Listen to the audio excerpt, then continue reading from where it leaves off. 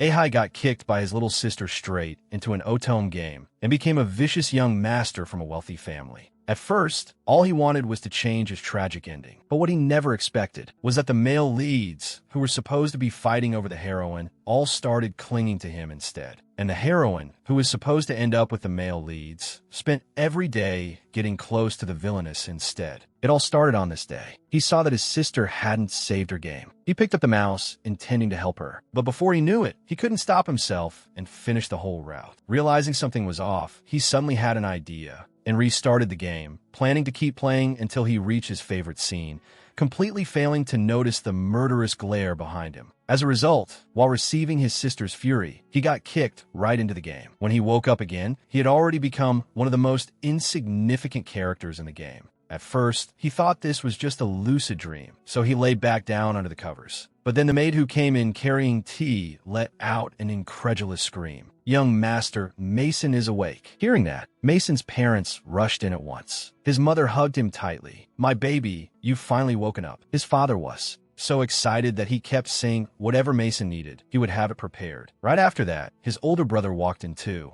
But instead, he slapped him across the face. Seeing that, his father sternly shouted at him, asking what he was doing. It turned out this older brother had always looked down on him. Faced with their father's anger, the brother didn't seem to think he'd done anything wrong. Meanwhile, the stunned protagonist looked at everyone in the room and felt utterly speechless. "Damn it, who are you people?" The room instantly fell silent. The doctor concluded that he had amnesia. His father anxiously asked when he would recover. The doctor said it varied from person to person. In the worst case, he might never recover at all. A week later, the protagonist found that he had adapted to his new life much faster than expected. He discovered that he had transmigrated into the body of this family's youngest son. Because he was born late in his parents' lives, he was especially doted on. This family also seemed quite wealthy and successful. Not only that, but even the other nobles didn't look down on them, despite them only being a baron's household. He still couldn't believe that he was now the young master of a rich family. Still, a life where he didn't have to do anything and was served by a whole crowd of maids was honestly pretty great. That was until the day his eldest sister and second sister came home after hearing about his accident. As soon as Rosie appeared, it suddenly hit him. She was Moiré, the villainous character from the game. In the game, she had originally been a central figure in high society and the most likely candidate to marry the crown prince. But everything changed once the heroine arrived at school. The heroine caught the crown prince's attention and eventually won his heart, and Rosie was immediately consumed by jealousy. Her envy and hatred turned her into a true villainess, and she used all kinds of cruel methods to bully the heroine. In the end, Rosie was sentenced to death. But behind it all, there had actually been a man manipulating her the whole time, pushing her to become more and more vicious.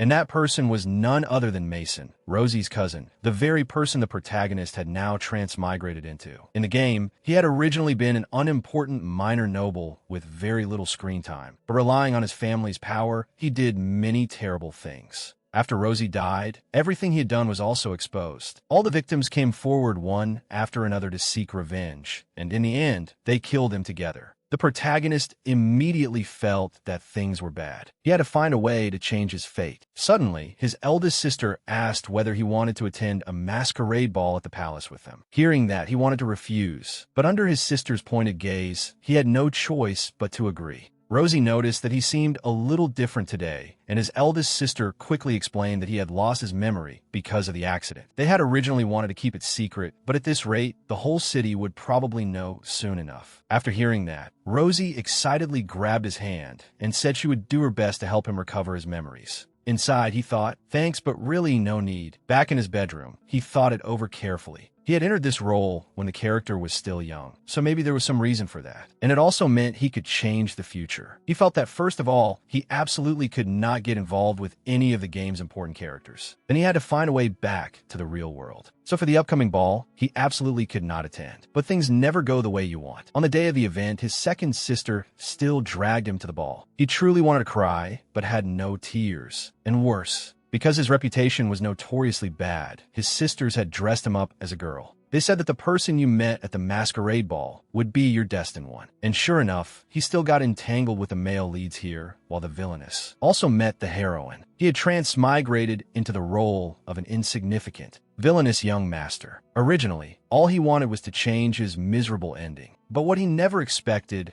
was that the male leads, who should have been surrounding the heroine, all started clinging to him in strange ways instead. At first, in order to avoid getting involved with the game's main characters, he felt that the most important thing was absolutely not attending the palace masquerade ball. Who would have thought that in his eldest sister's eyes, his attempt to save himself just looked like he had become emotionally devastated from amnesia? And so his eldest sister forcibly hauled him out of the house. While his eldest and second sisters were choosing outfits, he had wanted to seize the chance to run away while Rosie wasn't paying attention, but he was unexpectedly drawn to a magic stone. At the same time, a man also pointed at that very stone and said he wanted it, although the protagonist hadn't even really wanted it himself. The man's gloomy expression inexplicably irritated him. Then, after the man glanced at him, his eyes suddenly lit up as if he had seen something astonishing. But for some reason, the protagonist felt like his heart was about to leap right out of his throat. He was so nervous that he nearly lost his footing. Luckily, Rosie caught him and said they had to hurry back. He quickly agreed and left with her. The feeling just now had made him think something bad was about to happen. After that interruption, he completely forgot his escape plan. Then, just as his eldest sister was about to drag him into the city center, he could only yank his hand free from Regina's grasp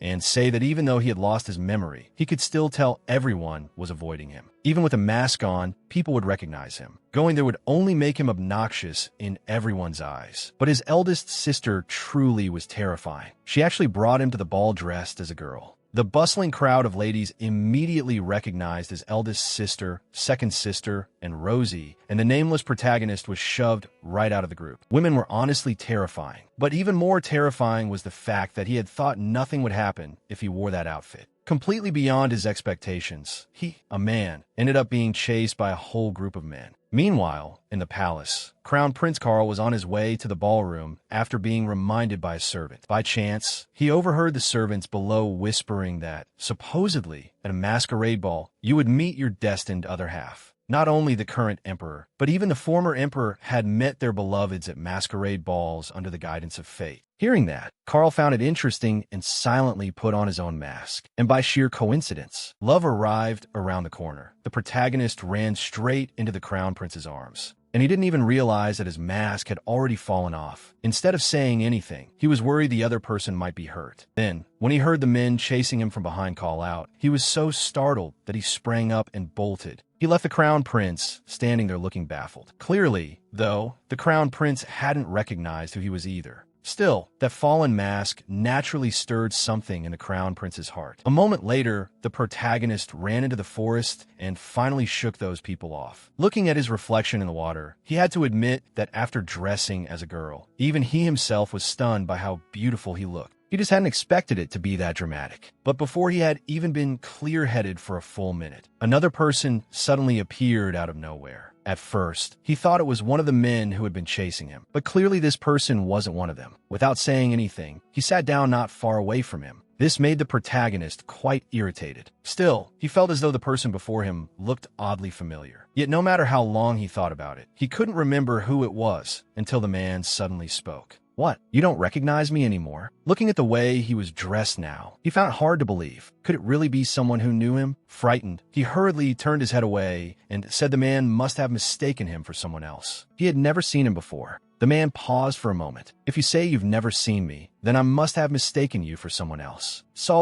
The protagonist only thought the man was strange until he noticed blood dripping onto the grass. Without even thinking, he grabbed the person who was about to leave. With that single look, the air instantly filled with the sickly sweet smell of romance. After staring blankly for a few seconds, the protagonist let go. Looking at the wound on the man's hand, he suddenly started encouraging him. "I don't know why you got hurt, but if anyone wants to hurt you, then you should return it 100-fold. And wounds need to be treated quickly, too." Then he carefully gave the man some simple first aid. But the man's lips slowly curved upward. "You really are a self-righteous meddler." As he spoke, he placed his own mask onto the protagonist's face. "But at least in this, you're still the same as before. In fact, I should say you've only changed your appearance. Isn't that right, Miss Mason Jane Knox?" A boy was kicked into an otome game by his little sister and became a vicious young master from a wealthy family. In order to change his tragic ending, he desperately tried to avoid the protagonists, but fate still brought him face to face with them at the ball. And the heroine, Uriel, who should have met the crown prince, the male lead, instead happened to meet Rosie, the villainess. And all because the protagonist fled in a panic, leaving his mask behind with the crown prince. When Carl returned to the ballroom with the mask in hand, his eldest sister immediately understood and quickly shoved Rosie right in front of the crown prince. The two exchanged a few simple greetings, and Rosie unexpectedly noticed that the mask in his hand belonged to Mason. Carl explained that he had accidentally knocked the mask off a lady earlier and asked whether Rosie knew who she was.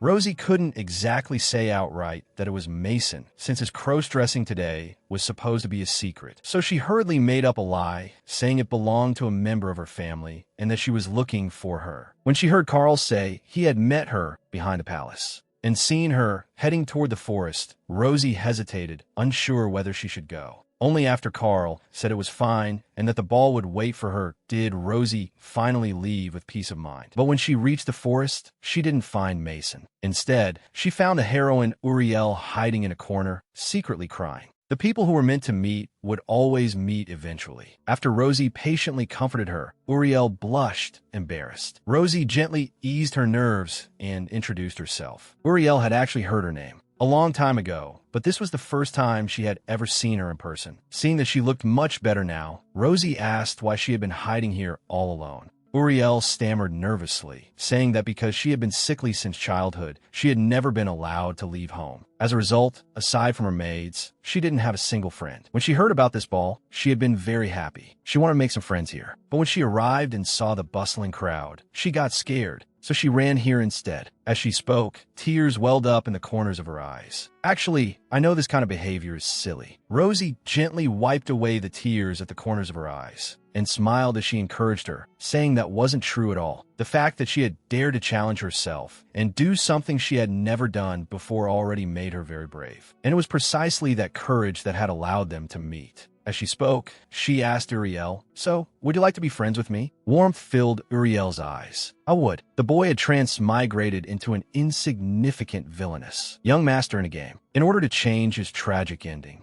he had done everything he could to stay away from the protagonists, but fate kept making him encounter the male leads anyway. And not only that, the male leads all ended up becoming interested in him. Looking at the mask on his face, the protagonist still couldn't remember who that man was. The one with jet black hair and those especially lonely violet eyes. Suddenly, his thoughts were interrupted by a voice. Someone inside was saying his name. His eldest and second sisters were both there. A noblewoman who looked down on a baronial family like his eldest and second sisters stood in the middle of the hall, loudly spreading rumors about the explosion outside the city. Supposedly, it had been caused by magical overload from Mason Jane Knox, the youngest son of the Knox family. Normally, a child's magical awakening happened around the ages of 8 to 10, but the protagonist, now 13, still had not awakened any magic. The woman mocked him, saying that a baronial heir with no magical ability like him was a disgrace among nobles. As he listened to her words, he suddenly felt as though something were pressing down on his chest so hard he couldn't breathe. In an instant, the original owner's buried memories all flooded into his mind. Because he had never awakened magic, he had often been mocked by children his age who called him useless. Out of resentment, he constantly got into fights with people. Over time, even the adults found him distasteful and were just glad he wasn't their child. Even noble ladies, when chatting, would make sly jabs at his two sisters because of him. But he had never believed he couldn't do it. He only thought he was a little slower than others. Until one day, he personally overheard his family discussing whether they should tell him the truth, that he would never awaken magic. That sense of despair and betrayal made the original owner feel unbearable pain. The protagonist finally understood why the character later darkened little by little. At that moment in the hall, the eldest sister unceremoniously splashed red wine across the woman's body and warned her that if she dared gossip again, she would make her regret it. The second sister also stepped forward and reminded her that in order to borrow money, her own dear younger brother had mortgaged the entire estate. To this very baronial family she looked down on. If the debt wasn't repaid by the agreed deadline, then with interest added, her family's debt would become enormous. As she spoke, the second sister stepped forward and gave her a taste of her own medicine. No matter what, I still hope things improve a little for you.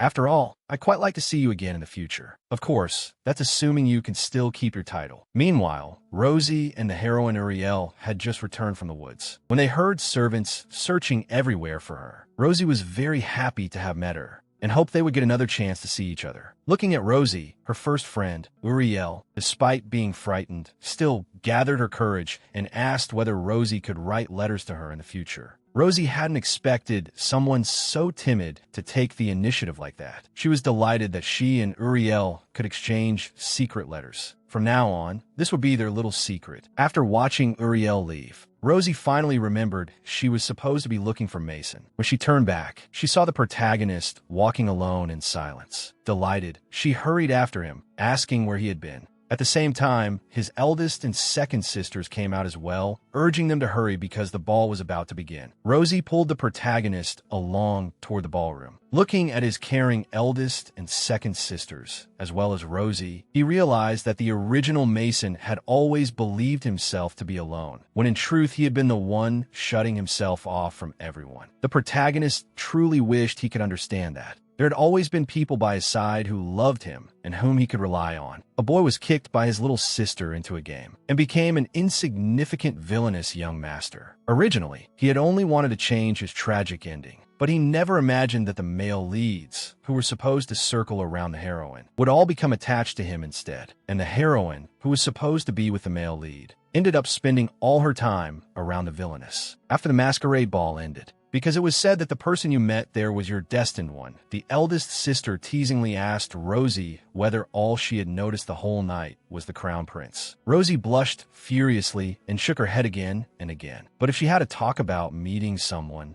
she really had met a new friend. At first glance, I thought she was a fairy. That person was incredibly cute, so pure and innocent. Seeing the bright smile on Rosie's face, the eldest sister turned to look at the protagonist, unable to hide the amusement in her eyes. Thinking of how Mason had been chased by a group of men, she said, "I'm guessing while you were running away, you had some fateful encounter too, didn't you?" The protagonist tightened his grip on the mask in his hand. Fate, but he knew perfectly well that he was in a game now. No matter how real it felt, that didn't count as fate. If anything, it felt more like a disastrous accident. What he didn't know was that at that very moment, the crown prince was holding his mask in his hand, wondering who that girl really was. And elsewhere, the baron's son kissed the bandage wrapped around his hand, murmuring his name under his breath. A few days after the ball, because his eldest and second sisters had both gone back to school, the protagonist could finally enjoy a quiet, leisurely life without anyone bothering him. But Dr. Felix came to interrupt that peace, asking whether he had remembered anything from the past. His heart skipped a beat. At the ball, he really had. Seen some of the original owner's unpleasant memories. It was true that he needed to figure out what was going on with this magic matter. So he straightforwardly admitted that he already knew he could not awaken magic. Felix was surprised. In truth, there was a reason he couldn't awaken magic. When he was little, he had actually been especially bright and lively, as innocent and cheerful as any other child. But when he was 6 years old, he suffered from a prolonged high fever. After he recovered, his magical power was gone along with it. Baron Knox had originally wanted to tell him once he reached the age when magic should manifest, but he had never found the right chance to bring up the subject. Even though he no longer had the ability to awaken magic, Felix told him he absolutely had to believe that his family had always loved him. They just didn't know how to express it. From what happened at the ball, the protagonist had already realized as much. He knew there were many people around him who loved him, but something still seemed off. It was as if only those with magic could enter the Magic Academy. So how had the original owner gotten in? At that point, Felix comforted him by explaining that even those who couldn't awaken magic could still use magic stones. Only then did he remember Rosie had also said that magic stones were useful things. People without magic could use them. Then everything made sense. The reason the original owner had been able to enter the Magic Academy was because he had used magic stones to cast spells and pretend that he could use magic. And since the game's plot began with enrollment, he suddenly had an idea. If he simply didn't go to school, wouldn't that let him escape his death ending? He couldn't help praising himself for being too smart. But then at that moment, an unwelcome guest, his older brother, walked in. It turned out he had deliberately come looking for Dr. Felix. Watching the two of them flaunt their closeness in front of him, the protagonist still found it hard to accept. Before leaving, his older brother sarcastically remarked that he belonged to the sort who lay in bed at home all day and didn't even know guests had come to see him. Damn it, how was that bad at expressing himself? He was obviously just a jerk. When he arrived at the reception room, he was wondering who it could be. All he wanted was not to get dragged into any trouble. But when he opened the door, the person inside was Rosie. As soon as she saw him come in, panic was written all over her face. That's right, what should I do? You have to help me. He had transmigrated into an insignificant villainous young master in a game. He had wanted to stay far away from the protagonist's battlefield and change his tragic fate. But without realizing it, he had already made two male leads who should have been revolving around the heroine start falling for him. What he never expected even more was that the Crown Prince had actually recognized him in women's clothing and launched a direct attack. At first, he had been planning that as long as he didn't go to school, he could avoid seeing the male leads again. But Rosie anxiously came to find him,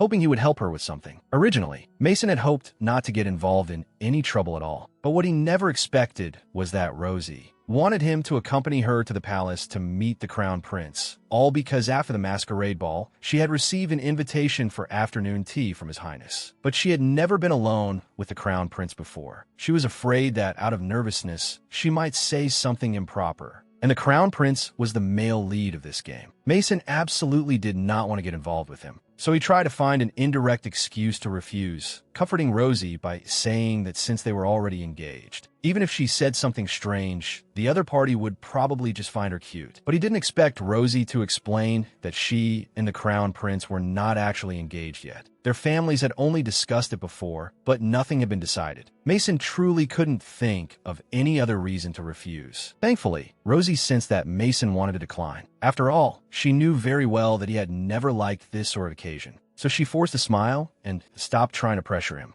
Originally, Mason let out a sigh of relief, thinking he had successfully stood firm. But looking at Rosie's crestfallen expression, he suddenly thought of his little sister back in the real world. She had always clung to him too, begging him to take her out to play. If he refused, she would burst into tears, and every time her little face cried itself red with grievance, he would eventually give in. Rosie was his cousin in this world, after all. He couldn't bear to see her so disappointed. Besides, he figured it was just a simple visit. Surely nothing would happen. However, on the day of the appointment, when he and Rosie arrived at the palace, although he looked calm and composed on the outside, inwardly he was panicking like crazy. That was because at breakfast, when his parents heard he was going to the palace, the two of them were struck dumb. Afterward, the whole residence was thrown into chaos, preparing him to enter the palace. And they repeatedly warned him not to cause any trouble again. He had already planned that once he got there, he would just find a quiet corner and stay there. But after entering the room, he still couldn't help glancing at His Highness the Crown Prince. That dazzling aura really did suit a male lead. But he didn't recognize that this was the very person whose arms he had crashed into that day. Rosie introduced him as the cousin she had mentioned in her earlier letter. The moment she said that, the Crown Prince's pupils visibly trembled. He recognized at a glance that Mason was the girl from the ball that day. But on the surface, he kept his composure. Then he walked over to Mason, extended his hand, and said, "I'm very pleased to meet you, Mason." Completely unaware of anything, Mason politely offered his hand in return. But in the next second, the other party suddenly yanked him hard, and before he could react, he stumbled straight into the Crown Prince's arms. Before Mason had recovered his senses, he heard the Crown Prince's voice by his ear. "How strange. I feel like I've seen you somewhere before." A boy was kicked into a game by his little sister and became an insignificant villainous young master. Yet somehow, he ended up making all the male leads, who were originally supposed to revolve around the heroine, start clinging to him instead. What was he supposed to do?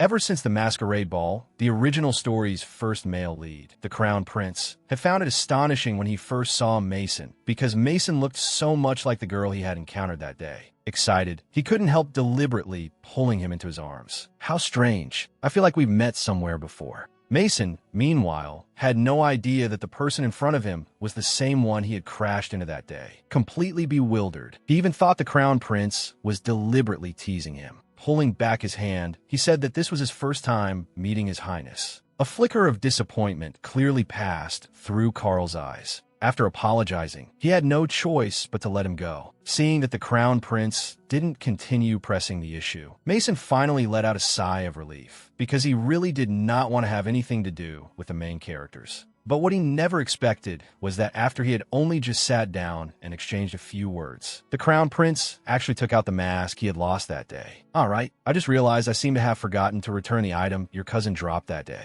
Mason nearly gave himself away on the spot. He couldn't understand why his mask was with the Crown Prince. Thinking back, he had lost his mask only after colliding with someone that day. Suddenly, a horrifying realization appeared in his mind. The person he had bumped into that day was the Crown Prince. Realizing the situation was bad, Rosie quickly stepped in. "Thanks to your highness, I was able to find my cousin." Just then, Carl set down his teacup, as if recalling something. "Actually, the place where she knocked into me and fell still hurts a little even now. But I was really worried about her. She seemed to be trying to avoid something." Rosie, knowing full well that Mason had been cross-dressing that day, hurriedly changed the subject and asked what the title of the book the Crown Prince had mentioned liking before was. Carl seemed to think of something and gave a slightly mischievous smile. "Since we're on this topic, why don't we go to the library?" So before long, they arrived at the library. Left alone in the upper gallery, Mason let out a long breath. Finally, he didn't have to deal with him anymore. But when he thought again that the person he had crashed into was the Crown Prince, the future king, he couldn't stay calm. He could clearly feel that during their meeting just now, the Crown Prince had looked full of expectation when trying to get him to answer. He really wanted to avoid this subject, but he just couldn't figure out what on earth the Crown Prince was thinking. He truly regretted coming here. All this trouble had been brought upon himself. Lost in thought, he accidentally knocked over the stack of books beside him. One especially old book caught his attention. When he opened it, he found that it was a storybook. It was said that long ago, in a certain kingdom, there lived a very young and capable king. Although he was deeply loved by his people, he was very lonely. So his servants arranged a masquerade for their king, hoping he could find a companion. People from every social class would attend the ball wearing masks in search of their one true love. On the day of the ball, when he accidentally wandered to a moonlit lakeside shimmering with light, he met a mysterious being there. Their hair looked as though it had been woven from moonlight, and their eyes were so clear it seemed as if they could see through everything. Their body also radiated a mysterious energy. In fact, they were one of the gods of fate, a being who decided human destinies. Out of curiosity about why the human world glittered every night, they had come here. In the end, they fell in love with the king, but their happiness did not last long. The goddess's secret meetings with a human were discovered by her siblings. They were furious because gods of fate determined human destiny and were strictly forbidden from falling in love with them. Carl, who had been watching everything, suddenly asked Mason, "If the Stone of Destiny really exists, what would you ask of it?" The Crown Prince looked at him with a bright smile in his eyes. Mason was caught off guard for a moment. But if the Stone of Destiny really did exist, Mason lowered his eyes. "What I want most is to return to where I'm supposed to be." Hearing that, Carl reached out, wanting to ask what he meant. But he was interrupted by Rosie, who suddenly walked over, flusteredly explaining that she had gotten so absorbed in reading that she had lost track of time. Mason immediately strode toward her, leaving Carl standing there in stunned confusion. The hand hanging in midair slowly clenched. So when he saw Mason and Rosie off, Carl took the initiative and said that next time they met, they could call him by name. Between close friends, he believed there was no need to be so formal. Rosie was naturally delighted, but Mason flatly refused. The two of them stared at him in confusion. Mason firmly said that maybe Rosie could, but he came from a humble, noble family. He didn't think others would accept that, so he would be honored if they addressed him as the Empire's rising sun, rather than as His Highness's close friend. With that, he turned and got into the carriage. In truth, he simply didn't want any connection whatsoever with the Crown Prince. What he wanted most was to never see him again.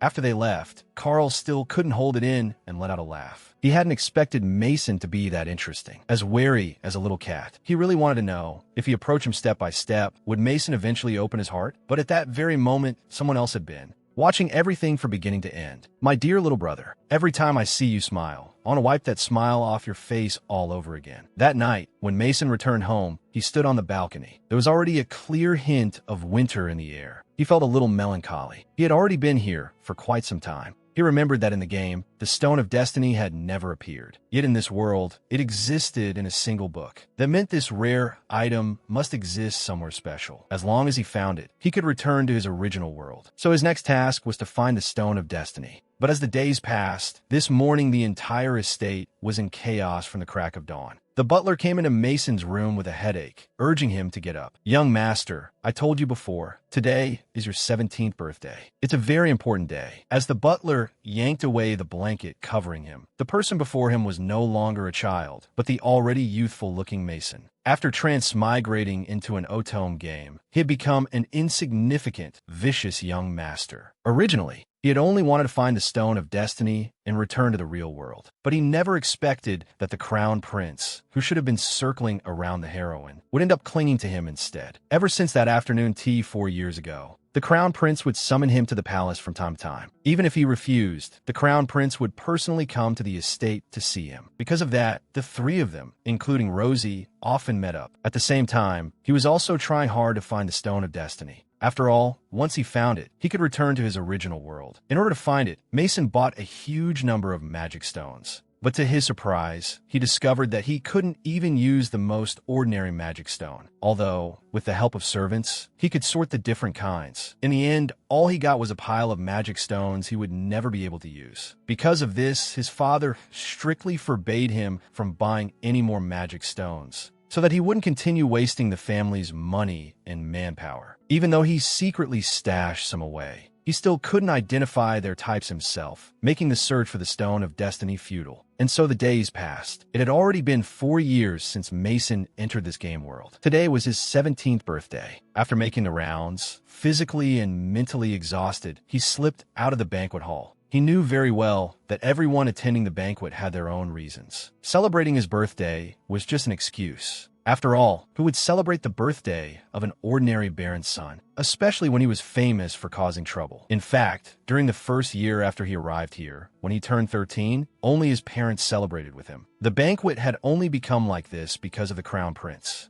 Back when he turned 13, he hadn't invited the Crown Prince, and Carl had been very angry. Ever since then, every year Mason had no choice but to send him an invitation out of courtesy. And every single time, the Crown Prince showed up. Over time, this little birthday banquet snowballed into the event it was now. Mason felt utterly drained. Not a single thing was going the way he wanted. He was honestly afraid he'd be trapped in this game until the day he died. Just as he was wallowing in his thoughts, the Crown Prince walked over and leaned in, concerned, wanting him to put down the wine in his hand. "You're still underage. What if you get drunk? After all, you're always so careless." Mason sneered inwardly. "I'm actually older than you, okay?" He impatiently shoved Carl away. "Adulthood is only a few months away. Please stop treating me like a child." Carl looked thoughtful, as if something had occurred to him. "True, you won't be a minor for much longer." Then Carl suddenly realized Mason was now old enough to attend the academy. He immediately invited him enthusiastically to join the same academy he and Rosie attended. But Mason refused outright. He had no intention of studying there. After all, he couldn't get into the academy at all because he had no magic. Carl said, "But 4 years ago, didn't you experience a magic overload once?" Mason explained that it had been a misunderstanding. He had only happened to get caught up in that incident. He wasn't the one who caused the magic overload. Hearing that, Carl looked disappointed. He hadn't expected that even after being together for so long, there were still so many things about Mason he didn't know. But Mason thought there was no need to tell him about that at all. No need. Carl gave a cold laugh. "Mason, I thought we were already close. I'd tell you everything about me if you wanted to know." Goosebumps crawled all over Mason's skin. Was it because he was the male lead? Annoyed, he pushed Carl away and said he had absolutely no interest in his affairs. He also solemnly asked him not to stand so close. Even so, Carl still noticed the redness at the tips of Mason's ears. So when Mason was about to leave, Carl suddenly pulled him into his arms without warning. Then, while Mason was still in shock, he turned him around and pressed close behind him. A necklace was then placed around his neck. "This is a gift I specially prepared for you. You must keep it with you." Mason's heart nearly leaped into his throat. Only after the Crown Prince left did Mason start stomping in anger. "You scared me to death. Didn't I say not to get so close to me? For 1 second there, I thought he was going to kiss me." From that moment on, Mason secretly resolved to stay on high alert around the Crown Prince. Meanwhile, in the banquet hall, 2 nobles were gossiping while flattering Rosie, saying she and the Crown Prince were a match made in heaven.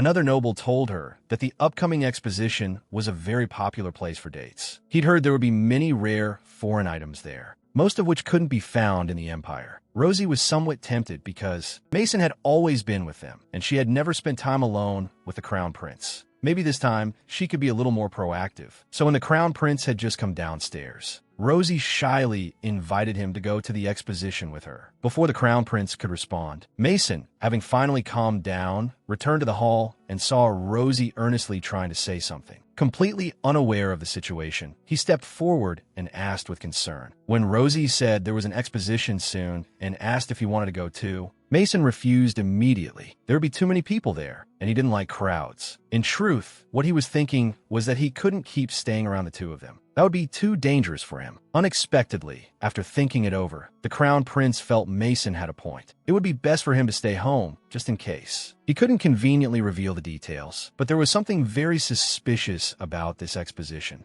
To avoid causing panic and chaos during the event, an investigation was currently being conducted in secret. After the banquet ended, Mason lay comfortably on his bed. At least another birthday had passed peacefully without any trouble. Then he heard a crow cawing outside the window. Ever since he'd transmigrated here, this little fellow had come unfailingly on each of his birthdays. Each time it left some mysterious gift. At first, it had only been wildflowers. The second year, he got the feet and claws of some demonic creature. After that, the gifts grew stranger with each passing year. Mason had even made some money by selling them off. Full of anticipation, he opened the gift box, only to discover that this time it was empty. Although he didn't know who the crow's owner was, he was certain that person had to be a weirdo. What he didn't know was that the person was secretly watching him, holding a magic-infused necklace identical to the one Mason was wearing. Who would have thought the second male lead was such a black-bellied type, so domineering when jealous? After seeing the Crown Prince give Mason a necklace and Mason actually wear it, he became jealous, took back the necklace he had originally intended to give Mason, and crushed it in a fit of anger. All that was left for Mason was an empty box, leaving him stunned. Crow, your owner is definitely a weirdo. Unbeknownst to him, someone behind the scenes was watching his every move. The next day, when Mason came downstairs for breakfast, he learned from Regina that the recent exposition was unsafe. A group of illegal traffickers had been smuggled in. These criminals ran a rather large organization. By infiltrating other countries, they had built up an extensive network. In fact, they were already selling illegal goods to local nobles, as well as illegally poached demon creature cubs as collectibles. Even worse, they had also attacked other races and abducted beast folk to sell as slaves. So until the matter was resolved, it was best not to go out. And even if one had to, one should never go alone. Mason thought of what the Crown Prince had said yesterday. That was probably what he had been referring to. It seemed that everyone was telling him not to go, which only made him more curious. So that very day, he went to the exposition anyway. But besides curiosity, there was another important reason. Next year, when he came of age, Eric would inherit the position of family head. At that point, not only would Mason lose his allowance, he also had no magic and no skills, so no one would hire him. That was why he had come to the exposition, hoping to sell his magic stones. But he hadn't expected to run into Regina there. Left with no choice, he put on a robe to disguise himself. By the time he had sold the stones, it was already evening. Only then did he suddenly remember that he had forgotten to appraise the magic stone he had with him. The one the Crown Prince had given him. He had no idea how much it might be worth. Originally, he had planned to find a place to get it appraised on the way home.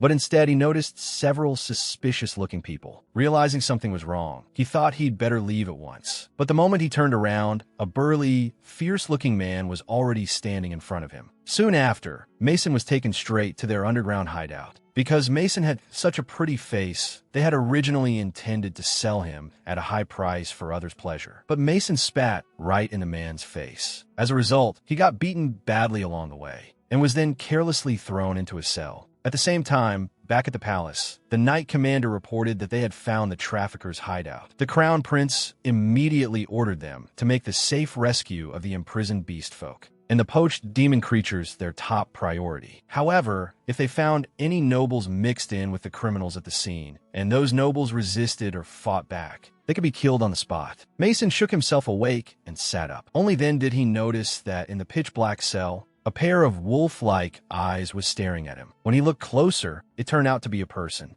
Just as he was worrying over the wounds all over the man's body, the man suddenly lunged at him like a beast. At that critical moment, Mason noticed a dagger Regina had given him. Luckily, he had brought it, as long as he could grab the hilt and cut the ropes binding his hands. But before he could, the man was already right in front of him. The man pinned him against the wall, leaving him unable to move. After staring intently at his face for a few seconds, he suddenly licked at Mason's neck. Then he bit down directly, and even after that, he greedily sucked at the blood that flowed out. Mason tried to kick him away, seizing the chance, but the man merely lifted his head and looked at him with a teasing expression. Meanwhile, elsewhere in the underground hideout, a figure in black was secretly searching through something. Hearing the traffickers' voices, he immediately hid. The traffickers dumped all the items taken from Mason onto the table, including the magic necklace the Crown Prince had given him. A little while later, one of them came in and casually said that the boy had probably already been torn apart by the Beast Man. After the men left, the man in black finally stepped out. Looking at the necklace on the table, his eyes filled with fury. So this was the second male lead. There he was, the second male lead, and upon seeing the male lead again, he immediately pushed him against the wall. At that moment, the man in front of Mason was still looking at him with bloodthirsty eyes, as if he wanted to devour him alive. There was only one thing Mason could do. He pulled out the dagger, intending to kill the man the moment he came close. Only then could he escape. But unexpectedly, the man suddenly collapsed unconscious onto him. By the time the man woke again, Mason had already freed himself and was crouching in the corner with the dagger raised defensively. After a while, seeing that the man seemed calmer than before, Mason finally relaxed and slumped to the ground. The man noticed the wound on Mason's neck. Then Mason suddenly heard an apologetic voice by his ear, startling him badly. The man explained that he hadn't been fully conscious earlier and was very sorry for hurting Mason. It turned out he was a werewolf, and because that day happened to be the night of the full moon, he had lost control. Originally, he and his people had lived happily in a remote village. Cedric's greatest dream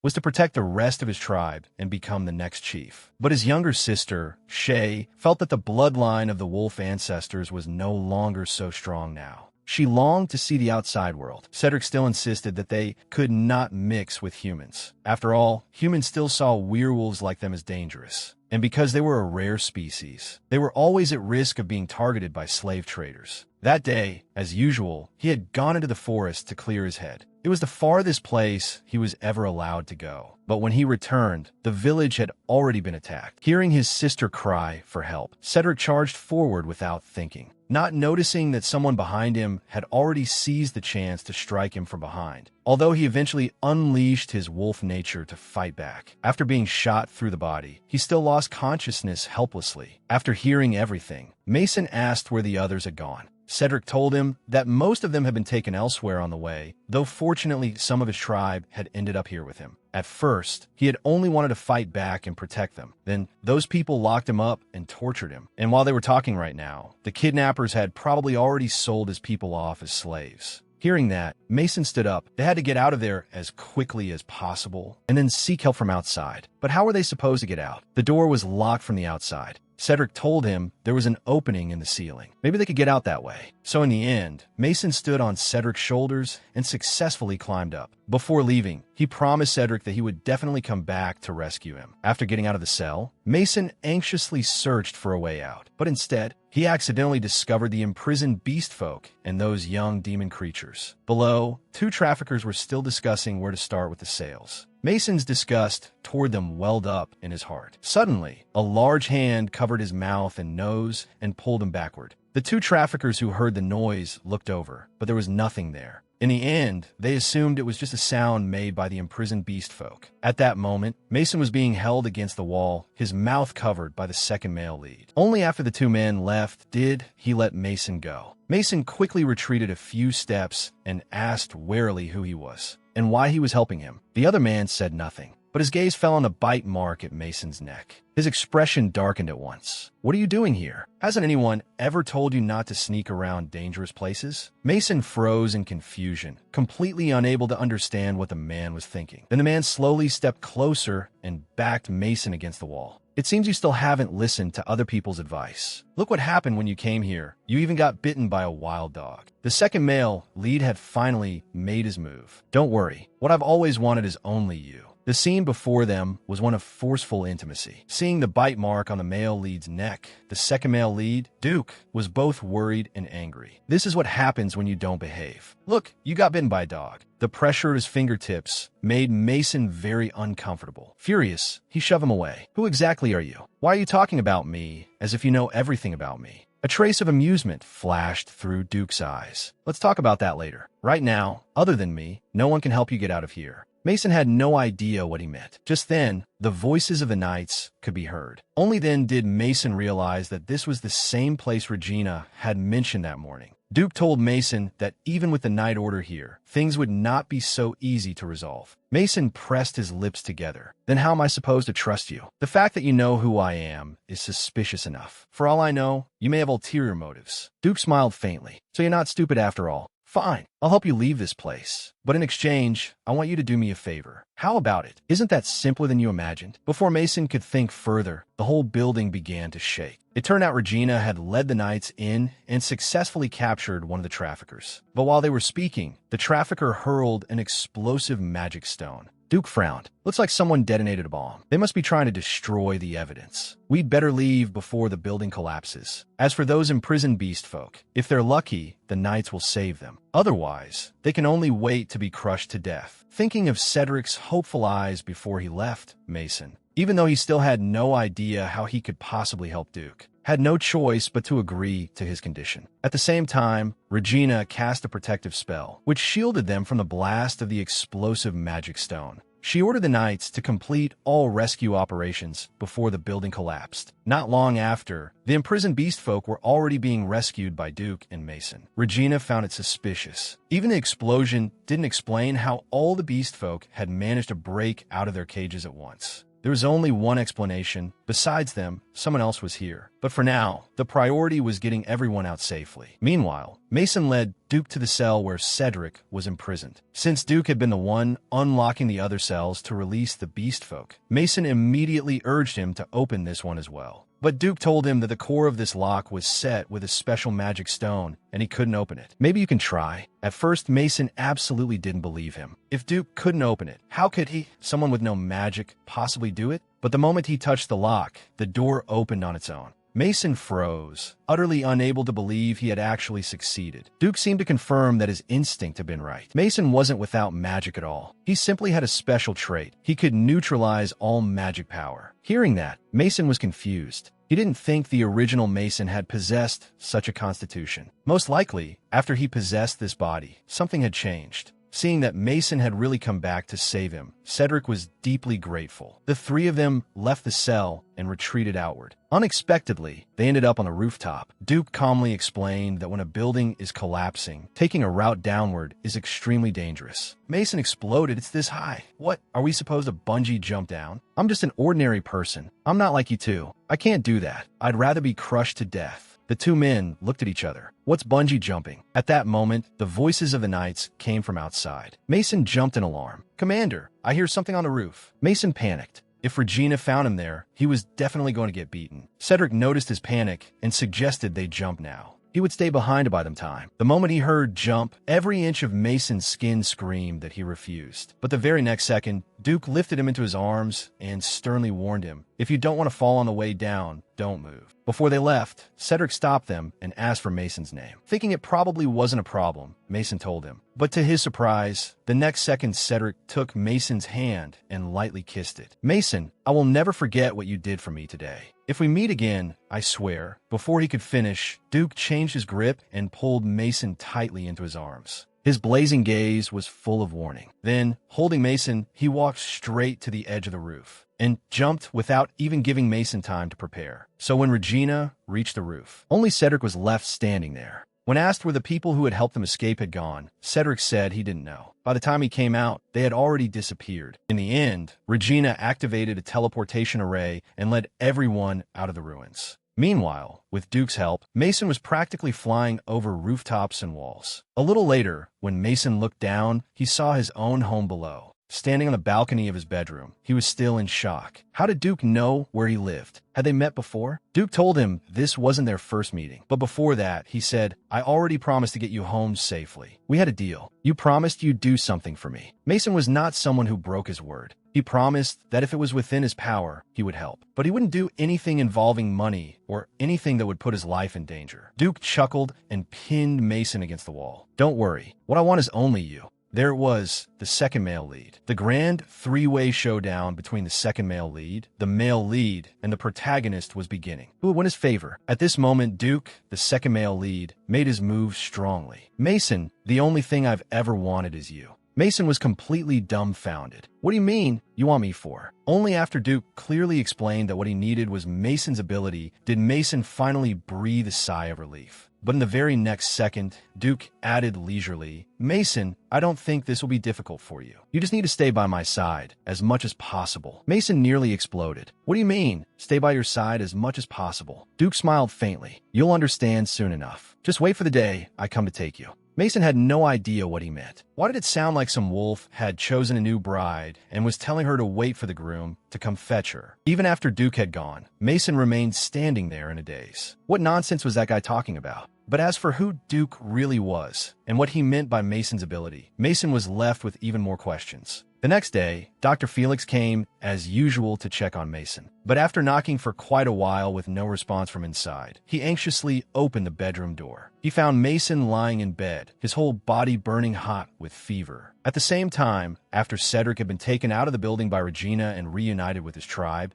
he learned that his younger sister had been beaten by traffickers and abandoned in the wilderness, her fate unknown. He knew very well that although they had survived, the matter was far from over. He hated his own helplessness. He couldn't even protect his own sister, let alone the rest of his people. So when the Crown Prince came to inspect the current progress, Cedric did not hesitate to ask the Crown Prince for a chance and permission to join the Imperial Knights. He swore that he would be loyal to the Empire and to His Highness unto death. After all, werewolves were known for their loyalty. At first, Carl refused, thinking Cedric's desire for revenge made it too personal. But Cedric sincerely said that yes, he did want revenge. But even more than that, he hoped the tragedy of that day would not befall any other beast folk. He would pursue every criminal as a beast folk knight, and at the same time gain the power to prevent future attacks. Hearing that, Carl still decided to give him one chance to prove his loyalty. After returning to the palace, Regina suddenly came looking for him. Because the necklace contained the Crown Prince's magic, Regina recognized it immediately. However, she did not know that Carl had given the necklace to Mason. In the end, she still placed it before Carl. From Regina, he learned it had been found in the trafficker's hideout. Carl darkly declared that he would investigate the matter personally. So he summoned his shadow guards and ordered them to investigate Mason's recent movements. He wanted to know everything about him. Meanwhile, the unsuspecting Mason had already woken up with Felix's help, only to be subjected to a long round of scolding and concern. Not wanting to listen to Felix nag, Mason asked him to hand over the newspaper instead. Unexpectedly, he saw a report about a saintess with holy power. She was the game's true heroine, Yulia. It looked like the game was about to begin. Felix told him that besides that article, there was another major piece of news. Duke Roe and his heir had died in an accident, and one of his illegitimate sons had become the new heir, drawing widespread attention. Originally, Mason thought it had nothing to do with him at all, but when he saw the name in the paper, he was shocked. It was Duke, the most mysterious character in the game. He remembered that in the game, this character only inherited the Duke's territory after the heroine entered the academy. But now, something had changed up close, and it had happened ahead of schedule. Before he could recover from the shock, Butler Owen came in to tell him that the Crown Prince had summoned him. It turned out the Crown Prince had learned that Mason had been taken into that building that day, and had eventually escaped with someone else's help. But the person who helped him had hidden themselves too well, and no trace of them had been found. He had also told the Crown Prince that Mason wasn't actually without magic. He did have an ability. So when Mason stepped into the Crown Prince's bedchamber, Carl's expression was terrifyingly dark, especially after seeing the bandages on Mason's body. Carl advanced with palpable pressure. Looks like you've been enjoying yourself lately. Before Mason could react, Carl angrily yanked down the collar covering his neck. This doesn't look like an ordinary scuffle. Is this your usual form of entertainment? Mason was speechless. Why was he saying all this pointless nonsense? Only when Carl took out the necklace did Mason freeze. This was found 3 days ago in the hideout of the Dirkfall gang. Is that just a coincidence? Mason's heart began to pound in panic. Only then did he realize that everything Carl had said earlier had just been probing him. In fact, he already knew. At that point, Mason felt there was no need to lie anymore. Yes, I was there, but that has nothing to do with you. And I don't think I should have been treated so roughly just now. At that, Carl grew even angrier. That place was dangerous. I was worried about you.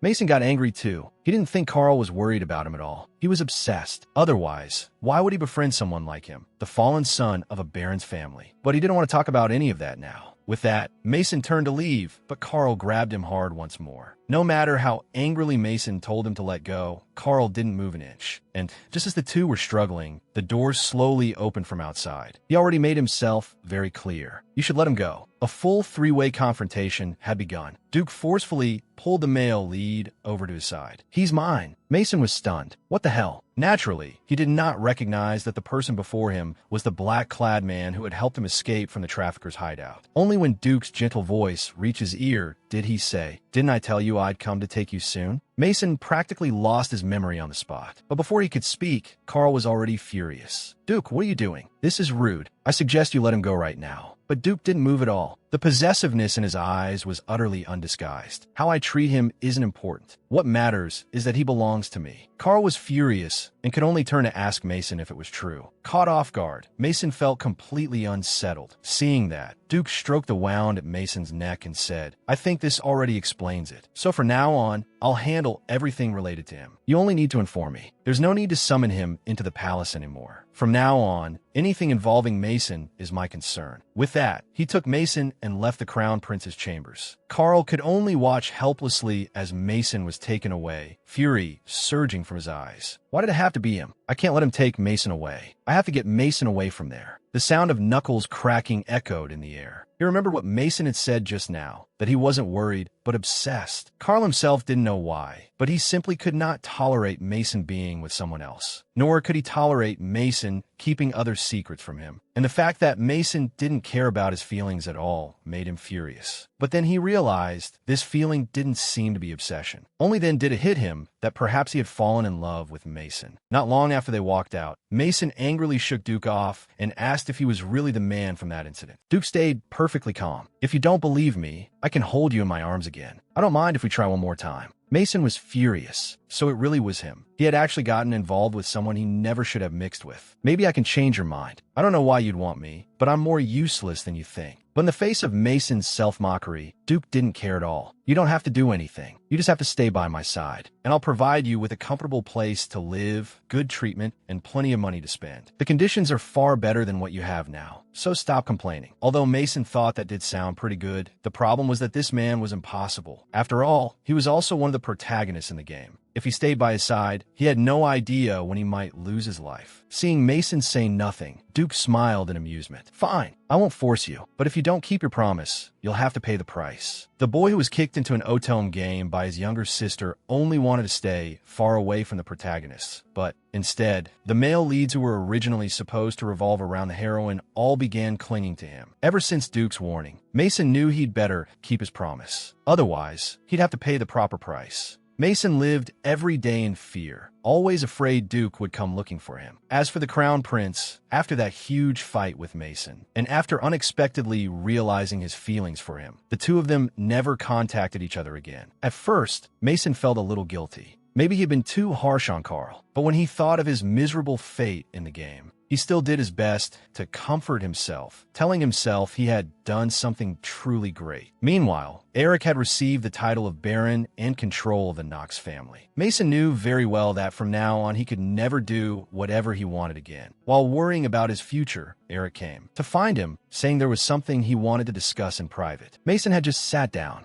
when Eric suddenly tossed a letter from Duke to Mason onto the table. "I don't know how you ended up getting acquainted with Duke, but But you should know this. Duke's family is the one that controls all the royal family's dirty secrets. And he's also an illegitimate son no one knows about. Eric complained that the people Mason got involved with were of no help to the family at all. After saying that, he took out another letter, an admission notice from the academy, and threw it in front of Mason. Mason panicked. After all, the game started at the academy. He hurriedly explained to Eric that there had to be some mistake. He had absolutely no magic at all, but Eric didn't care about that. He gave Mason 3 choices. Either choose one of them or work under him. Thinking about working for Eric, Mason knew he'd definitely be used like a slave every single day. He refused, no matter what. But was he really supposed to serve a dangerous man with unclear motives like Duke? Or follow the game's setting and enter the academy to study? Mason was caught in a dilemma. No matter which option he chose, it was dangerous. Meanwhile, for a long time, Rossi had actually been exchanging letters with Uriel. Hearing that Rossi had recently fallen ill, Uriel specially wrote her a letter of concern, saying she was looking forward to meeting her at the academy. She also specifically mentioned that she wanted to introduce a very special maid to her. And so, the day school finally started at the academy arrived. Uriel held Rossi's reply in her hands, her heart full of anticipation. Suddenly, she noticed the maid beside her using a curling iron on her hair. The maid told her it was a tool for curling hair. Why can't girls pay attention to their bangs? Uriel laughed. And Shwe, you're always so interesting. Yes, she was the very same younger sister from the real world who had kicked Mason into this Otome game. This was bad. The original male lead and female lead of the game had met, and the villainess was there too. Mason panicked. Wasn't this basically the moment his death flag drew near? But why did the plot feel a little off? Why had the heroine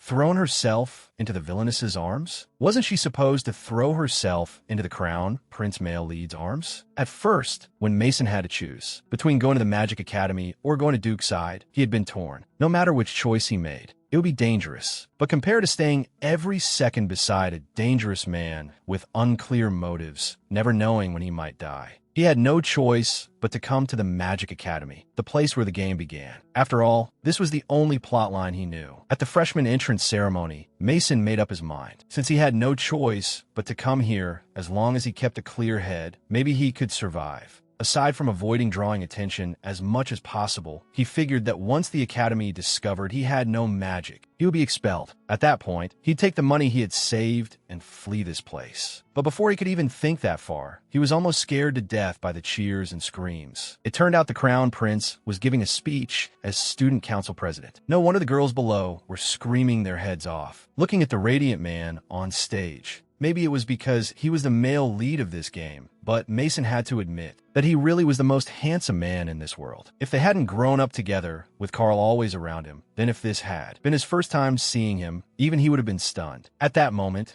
Carl on stage noticed Mason below, but awkwardly turned his head away and refused to look at him. After it ended, Rossi held a bouquet and said to Mason, "The 3 of us can finally be together again." Then she pulled Mason along to show him around the academy. Mason didn't want Carl following them, so he subtly hinted that on the first day, for freshmen, Carl had to be very busy. After all, he was the student council president. But Carl only smiled brightly, as if he hadn't understood. "No, I'm not busy. The other student council members have already taken care of everything." Mason had no choice but to let Rossi drag him across the academy. But after only a few steps, a flying handkerchief smacked right into Mason's face. Just as everyone was standing there in confusion, a young woman hurried over and apologized. But when Mason saw that the person was Uriel, he almost turned to stone on the spot. Wasn't this the heroine's entrance scene in the game? Mason was so shocked he forgot to return the handkerchief, until Uriel walked up to him, blushing. "I'm sorry. This is a handkerchief I treasure very much. Could you return it to me?" Only then did he hand it back to her. Then Uriel suddenly asked Mason's name. Mason, Rossi, and Carl all froze. He had almost forgotten the Crown Prince male lead was still standing right there. And now the male lead, the female lead, and the villain were all here at once. Was this story going to end just as it began? No. He had to stop the male lead and heroine from getting acquainted right now. But in the next second, Uriel suddenly threw herself into Rossi's arms instead, excitedly saying she had missed her so much. Carl seemed to let out a breath of relief, while Mason looked completely stunned. He couldn't understand why the heroine was hugging Rossi instead of the prince. He didn't remember the story in the game starting like this. Rossi, How do you know the heroine? I mean, do you know her? Only then did Uriel reluctantly let go. She gave Mason a curtsy, apologized for her rudeness, and briefly introduced herself. Mason felt awkward, but as soon as he introduced himself, Uriel excitedly grabbed his hand. So you're Mason. Rossi has told me so much about you. I was in such a panic just now. I didn't expect you and Miss Rossi to really look so alike. Uriel's lively personality left Mason completely baffled. He didn't remember the Uriel in the game being like this. Just as Uriel kept chattering on and on, still about to say more, Carl walked over, unable to stay calm. You must be the lady who possesses the power of the Saintess. It's a pleasure to see you at the academy. The black-bellied Duke was about to punish the male lead. He had secretly sent people to investigate Mason. Mason had run away from his side and entered the Magic Academy, although he found Mason's protest rather cute. A broken promise was still a broken promise, and he would have to pay the price. Mason had originally thought that as long as he didn't attract attention and quietly waited for the academy to discover he had no magic and expel him, then he could take his savings and flee. But he hadn't expected that on his very first day. Ever since Uriel met him, she had happily sat beside him. With the heroine's halo, Mason became the center of everyone's attention again, added to the terrible reputation he already had. Mason felt horribly uncomfortable under all those eyes. After thinking about it, he took the initiative to speak.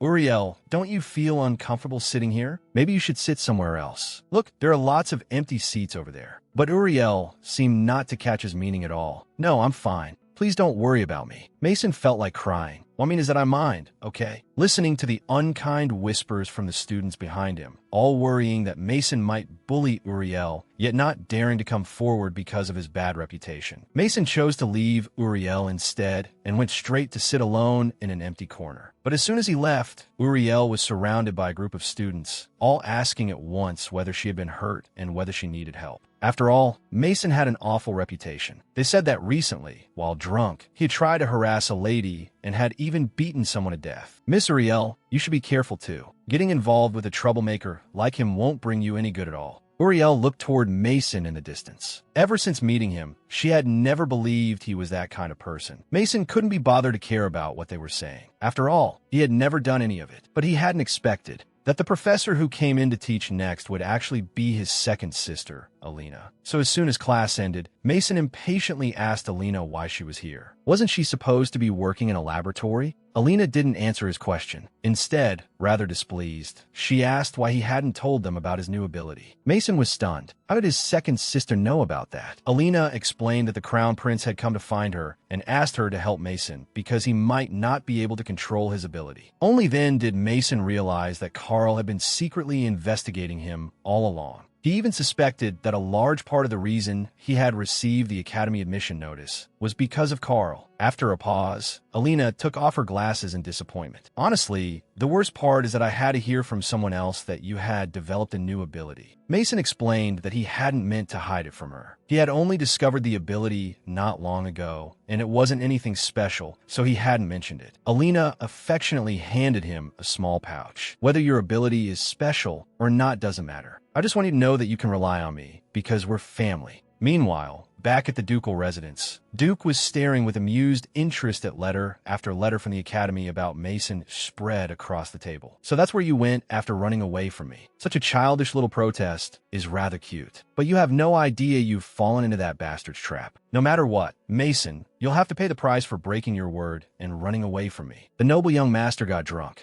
and in his dazed state, one of the male leads took advantage of him. A week after Mason entered the academy, aside from those irritating stares always following him around, everything in the plot had been progressing smoothly. But those rumors people were spreading, if it had been the original owner of this body, maybe he really would have done such things. But as for him, to avoid unnecessary trouble, there was no way he'd gamble like that. So where exactly had those rumors come from? As he was thinking, 3 male students stopped him and dragged him into a corner, saying they wanted to have a proper talk with him. Mason had completely forgotten who they were until the one in front sneered that they were old friends. He also said that no matter how hard Mason tried to turn over a new leaf, in the end it would all become worthless because of what came out of his mouth. Only then did Mason remember that these were the punks from the original owner's memories, the ones who used to mock him for having no magic. So they had spread those rumors in retaliation for what he had done before. Mason couldn't help laughing out loud, mocking them for the fact that their best method of revenge was to use baseless rumors that didn't even exist. That's why you got kicked in the ass back then, remember? Because you couldn't keep your mouth shut. Hearing that, the boy's face twisted with rage. He grabbed Mason by the collar and was about to swing at him. Luckily, when Mason was forcibly dragged away by them, Uriel happened to see it. Hearing that someone was coming over with a professor, the boys had no choice but to let Mason go for the moment and leave. After they left, Uriel finally came out and asked in concern whether he was all right. At first, Mason thanked her and hoped she would stay away from him to avoid getting dragged into trouble. But Uriel sincerely said that she didn't think Mason was the kind of bad person they claimed he was. Uriel came up with an idea. At the freshmen's gathering, she could help clear up all the rumors about him. Then they wouldn't bully him anymore. She even said she would do her best to help him. Seeing how concerned Uriel looked, Mason reluctantly went to attend the freshmen's party that night. But surrounded by all those hostile stares, and with Uriel unable to leave her seat at all, he thought he should just leave. Then suddenly, the male student hosting the gathering somehow appeared beside him and suggested they play a drinking game to break the awkward mood. The first round was to say the name of the person you liked. But if you didn't have one or didn't want to say, then you have to drink. As he said that, he pointed at a girl sitting opposite them. In front of all the new students, she was being forced to say the name of the person she liked. The girl held her cup tightly, completely a loss. Everyone's eyes were on her, and she looked so pressured she was about to cry. Playing the hero, Mason stood up, took the cup from the person beside him, and helped the girl out. So when Crown Prince Carl arrived, Mason was already arm in arm with the male students, drinking enthusiastically. Uriel had also drunk too much and was clinging to Rossi, refusing to let go. Looking at the cheerful flush on Mason's face and the way he was smiling so happily, Rossi said, she really hadn't seen him smile that happily in a long time. Is that so? Prince Carl said nothing, but stared fixedly at Mason. Before long, Mason couldn't hold his liquor anymore and collapsed from drinking too much. One of the male students was still about to pour him another drink. Carl walked over, unable to remain calm, and asked with a faint smile, "What exactly are you doing?" Hearing his voice, Mason groggily woke up. Carl called to him with concern, telling him to get up and saying he would take him back to the dormitory. But Mason refused, saying he could go back on his own and didn't need Carl to interfere. Before leaving, he repeatedly warned Carl not to follow him and not to have anyone investigate him anymore. Otherwise, he would never forgive him. Watching Mason walk away alone, Carl gave a helpless cold laugh. Forgive? Who exactly is forgiving whom? At that moment, Uriel asked worriedly, "Are you really going to let him go back by himself? I'm worried those people will bully him again."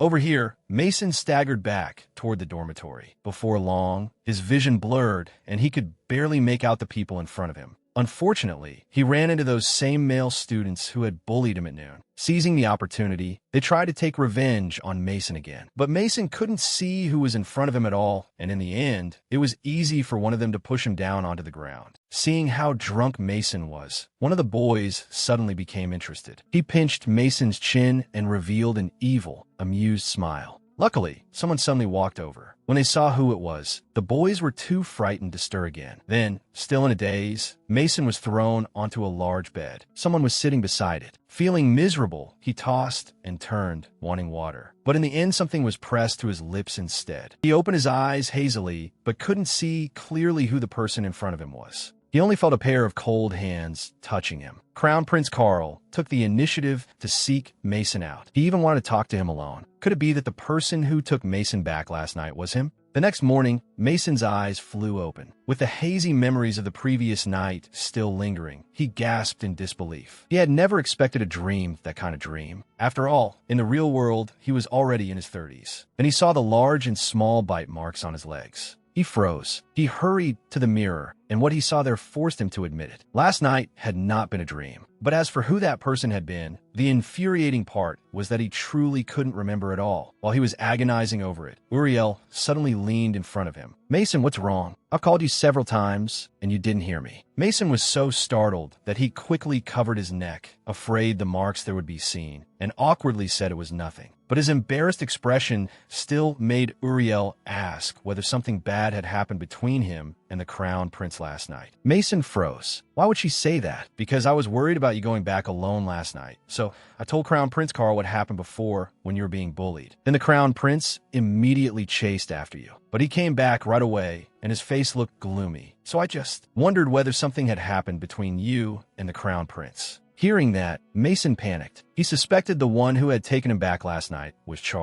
Carl, and that he had left those strange marks on his body. He was really going crazy. How desperately he wished it had all just been a dream. At that moment, the girl he had helped out last night walked over smiling shyly and confessed her feelings to him. And after what had happened the night before, the other students' attitudes toward Mason also changed a lot. They apologized for all the bad things they had said before based on baseless rumors and for isolating him. They hoped he would forgive them and become friends with them. Although Mason was momentarily overwhelmed by suddenly receiving so much friendliness, he figured it was at least a good thing that people would no longer call him a troublemaker who only caused problems. After class, for some reason, Uriel kept sticking close to Mason, chatting endlessly to him. But he had absolutely no mind for anything else now. His whole head was filled with what had happened the night before. Lost in thought, he suddenly bumped straight into someone. Mason was just about to apologize and leave when he looked up and, of all people, saw the same classmate who had bullied him before. What rotten luck. Mason thought that this time the guy definitely wouldn't let him go. Uriel stood to the side in fear, not daring to make sound. Just as the male student bared his teeth and was about to say something, Carl and Rossi suddenly walked over and asked if they were heading to the dining hall for lunch. Carl shot the male student a warning look, and the boy could only leave resentfully. Only then did Mason let out a sigh of relief. Still, for some reason, the scene just now felt strangely familiar to him. Little did he know it was exactly like what had happened while he was drunk the night before. Rossi handed over 2 hangover drinks. Since both of them had drunk too much last night, she thought they might need them. Uriel was thrilled because Rossi had given one to her. Mason, on the other hand, looked at the hangover medicine in his hand and felt even worse. Then, as thanks, Uriel warmly invited Rossi to go eat at the dining hall with her. She said she'd buy her anything she liked. At that, Mason panicked. If they left, wouldn't that mean only he and Carl would be left behind? Just as he was about to say something, Carl spoke first. "Do you have time? I'd like to talk to you." The male lead, after getting drunk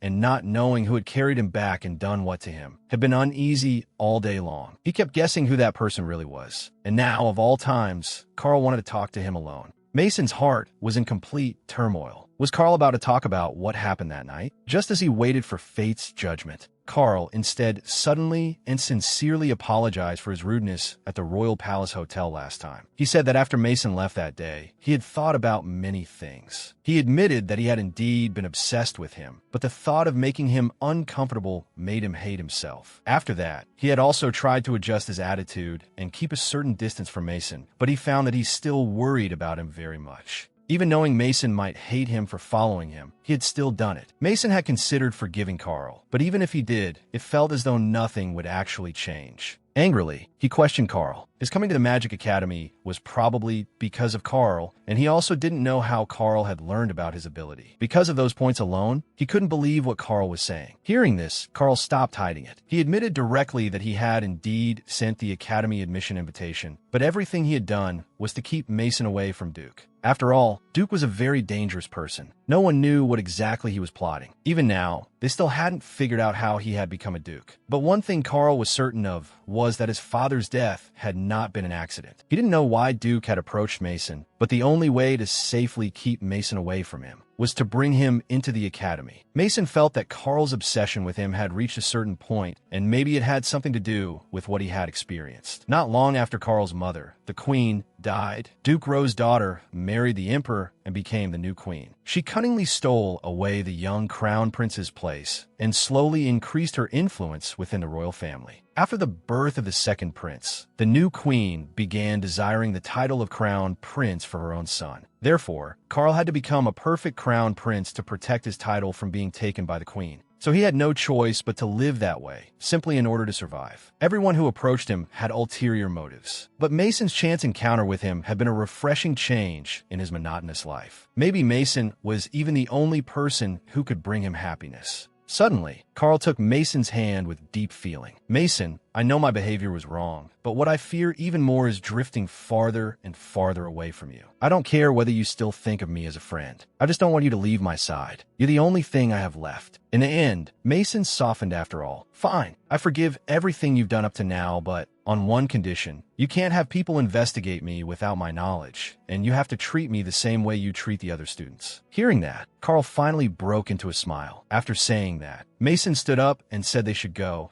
since the lunch break was almost over. But before he had taken even one step, Carl suddenly said, by the way, about last night. Mason was scared out of his wits. Last night? What about last night? Carl's expression clearly turned awkward for a moment. Then a faint blush appeared on his face. Actually, it was nothing. Mason was even more alarmed. What kind of reaction was that supposed to be? But just as they separated and headed toward the classroom, Mason was suddenly grabbed by a large hand. Long time no see, Mason. Did you enjoy running away? He was here, the dark and scheming Grand Duke, with the possessive crown prince and the jealous Duke both sticking close to him every step of the way. What was he supposed to do? Mason had just parted from Carl, but after only a few steps, Duke hooked him back with one arm. Did you have fun with your little runaway game? What was he here for? Mason looked confused, but before he could speak, Duke said with interest, didn't I tell you that if you broke our agreement, you'd be punished? It seems you've already prepared yourself for that. What? Wait.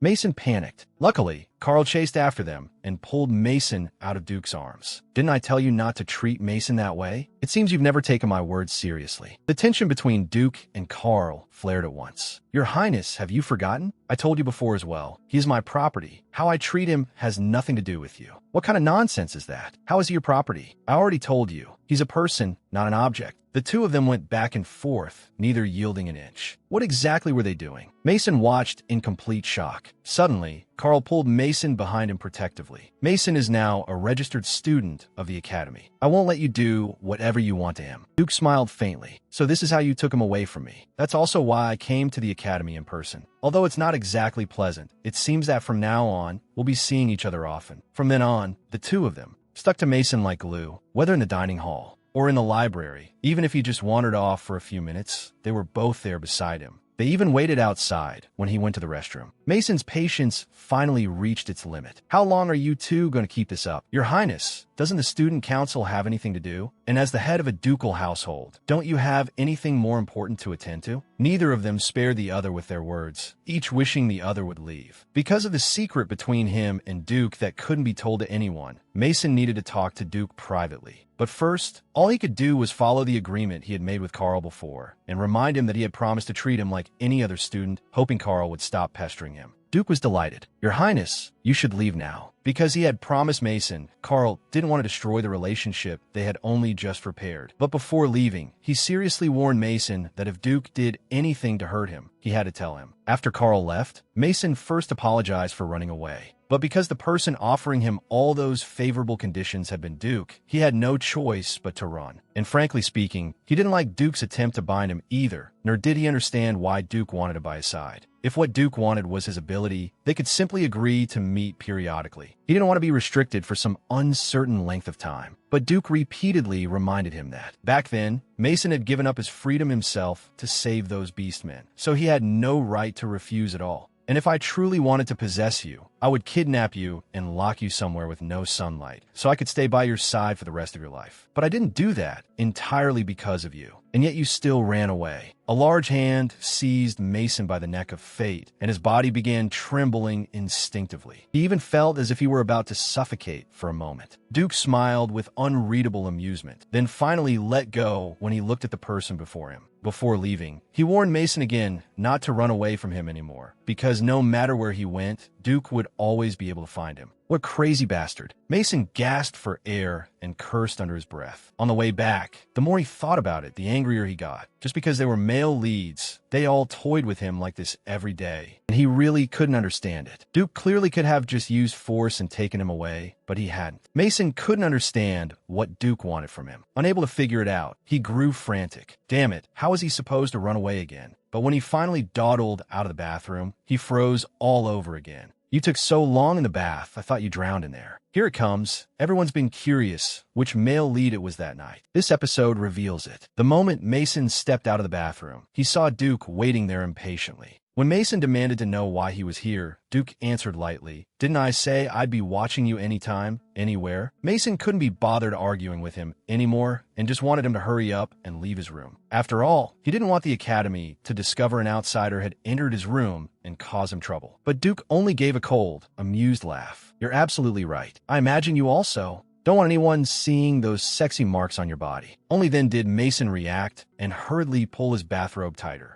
Suddenly, Duke's expression turned serious. "If you really can't remember what happened that night, then I think you should quit drinking." Mason's heart tightened. "How do you know? How do I know?" With a cold laugh, Duke suddenly yanked Mason down before he could react. "If you really can't remember, maybe I can help you recall what exactly happened that night." Mason panicked. "Wait." At the critical moment, there came an urgent knock at the door. It was Jude, here to apologize for getting Mason drunk before. Interrupted, someone stood up with a dark expression and went to open the door. Standing outside, Jude thought he had gone to the wrong room and immediately apologized. Not knowing what was happening, Mason hurriedly took the chance to straighten his clothes in a panic. Only when Duke told him the person had left did Mason finally breathe again, then angrily demanded to know whether Duke had gone insane. If someone had seen him, he'd be subjected to all those strange rumors again. But Duke looked puzzled instead and asked why he cared now, when he hadn't cared about rumors before. Mason badly wanted to say, "Damn it, you don't understand. If the story of the game develops the way it's supposed to, he'll die in the end." In the end, all he could do was shout at Duke to leave immediately. He didn't want to be entangled with a pervert like him. But Duke wasn't angry at all. Instead, he laughed. "I knew it. This version of you suits you much better than that fake exterior you've been trying to put on." Mason was visibly stunned. What an annoying man. After a pause, Duke told him that would be all for today, and that he should return to his own room now. "All right, I'm also a student at the academy now." Mason was speechless. Is this really how we're playing it? Left with no solution, Mason even thought of going to find his second sister and telling her he wanted to withdraw from school. But he knew that with his second sister's personality, she would never allow him to quit so easily. She would only coldly tell him no. The next day, in order to avoid both Duke and the Crown Prince, Mason had no choice but to find a quiet place where no one would bother him. But he also knew this wasn't a long-term solution. It was only a matter of time before they found him. Just as he was thinking that, Jude suddenly appeared and nearly scared the life out of him. It turned out this place was Jude's secret hideout for skipping class. This was the first time he'd ever seen someone else here. Jude said bluntly that Mason was hiding from the Crown Prince and Duke. After all, everyone in the academy had seen the Crown Prince and Duke sticking to him at all times. People throughout the academy were saying the three of them had fallen into some kind of love triangle. And in fact, Duke had been in your room last night. At first I thought I'd gone to the wrong room, but I hadn't. Being in your room that late at night must have meant you two had something to do together. Seeing through him so easily, Mason spat out the drink he had just swallowed. He hurriedly explained that they had only been discussing something because he owed Duke something, but had no way to repay him, which was why he had run here. Jude couldn't help feeling a second of sympathy for him and comforted him by saying that nobles like Duke's usually wouldn't come to the academy often. For students like Duke, in addition to studying, they also have their own official duties. So the academy allows them, as long as they complete their studies, not to come very often. But that only made Mason even more troubled. In that case, he would be even less certain when Duke might suddenly appear. That night, when Mason returned to his bedroom, he lingered at the door and looked around for quite a while, only going in after making sure no one was inside. The direction things had developed and was something Mason had never expected. What should he do? What should he do? He was burning with anxiety, but utterly helpless. But what he never expected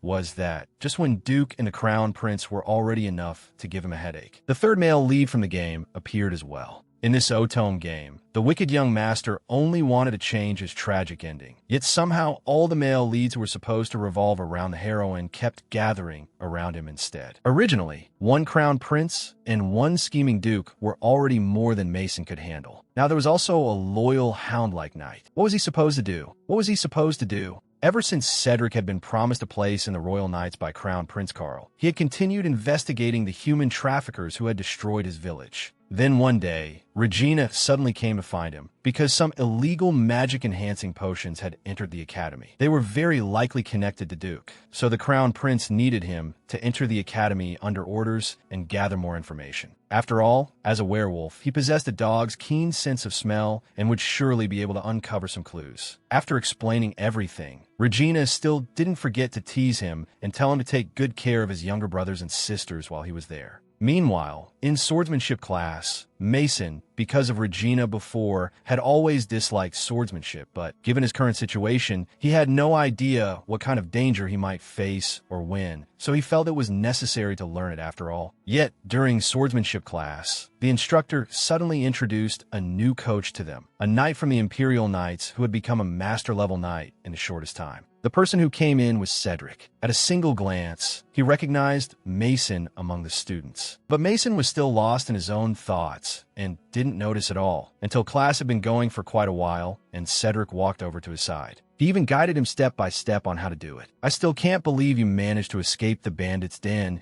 in such a weak condition. Only then did Mason recognize the person in front of him. After they talked, he realized that Mason was the younger sibling Regina had mentioned. Mason awkwardly said he was sorry for not recognizing him earlier, because the injuries on his body were gone and his hair had been cut short too. Still, he generously praised him, saying his hair looked beautiful now too. As soon as he said that, Cedric's whole face turned red, and Mason immediately realized something was off. He quickly explained that he had only meant the hair color was very rare and hadn't been hinting at anything else. At that moment, Mason suddenly realized, wasn't there a male lead in the game? A beast man with silver hair? A knight. Only then did it hit him that the person before him was the game's third male lead. Then Cedric suddenly said that there were actually some things he had always wanted to say to him. He was deeply grateful that Mason had saved him back then. Without him, there would be no him now. As he spoke, he suddenly dropped to one knee. So here now, I swear to you, I, Cedric, leader of Wolfcry and commander of the First Imperial Knight Order, hereby vow to protect you under any circumstances from this day until the day I die. I swear I will never break this promise. The black-bellied Duke had another rival now.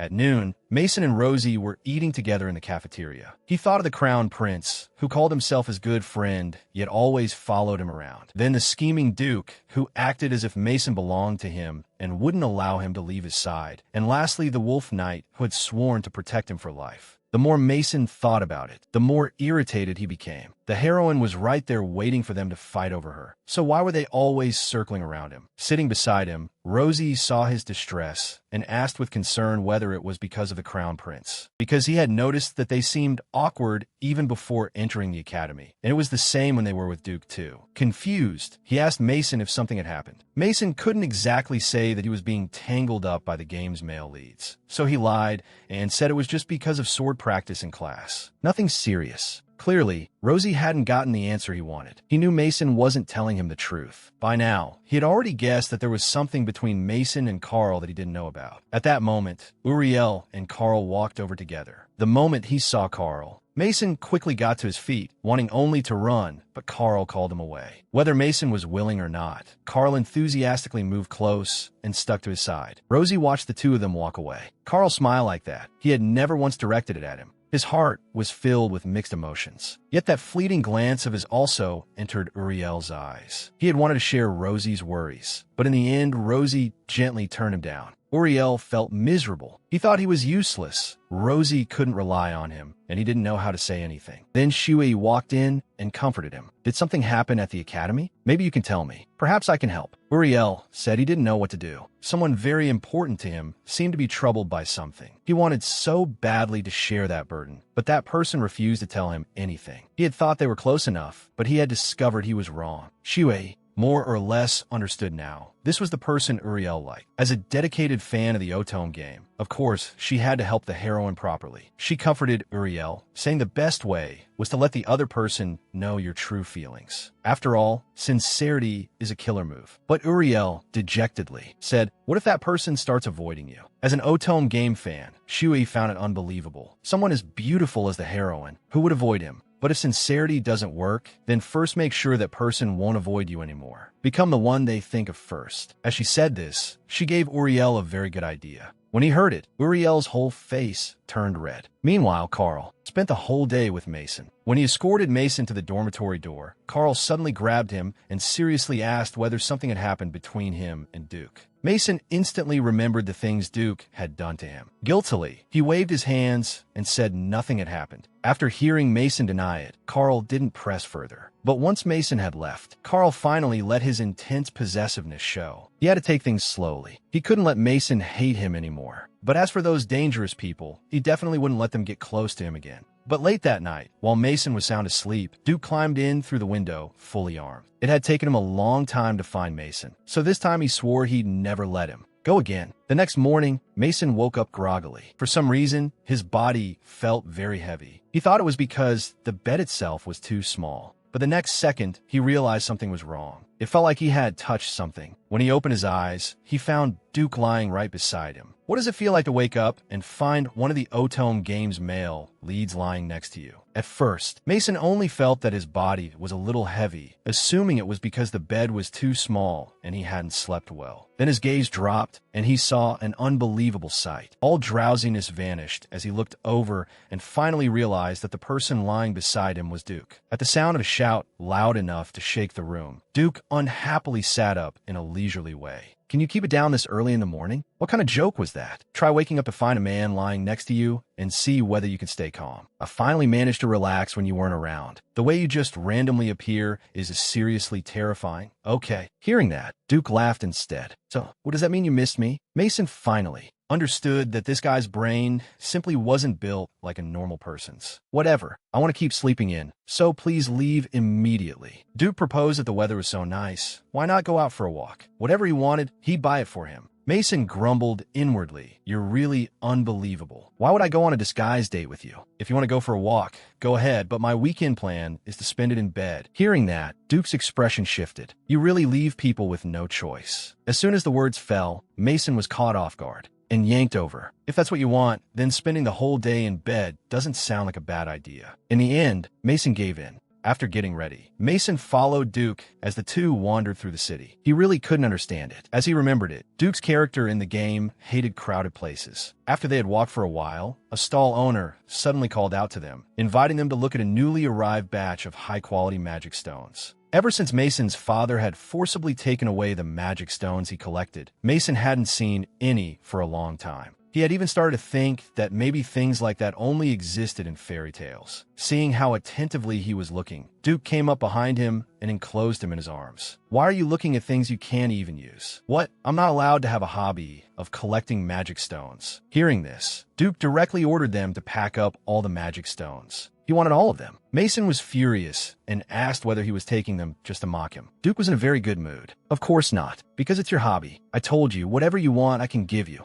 With that, he tossed the magic stones into Mason's arms. Mason himself didn't know why, but in a situation like this, he strangely felt as though something similar had happened to him before. At the same time, in order to help cheer Rosie up, Uriel invited Rosie out for a walk. He had decided that once Rosie felt better, he would follow Shuei's advice and tell Rosie his true feelings. But because he had been sickly since childhood and kept at home, he had never imagined that there were so many interesting things outside. The sights on the street dazzled him, and he was very happy. Seeing him like this, Rosie said that if he had known Uriel would be so happy, he would have brought him here long ago. At some point, a trace of blush crept onto Uriel's face. Then from now on, we can do things together. When the weather is nice, we can go on a picnic together. When it rains, we can stay indoors and read. I hope that when you're with me, you'll be happy. And I also hope that when you're going through hard times, I'll be the first person you think of, because I'll be by your side, just like you were there for me when I was struggling.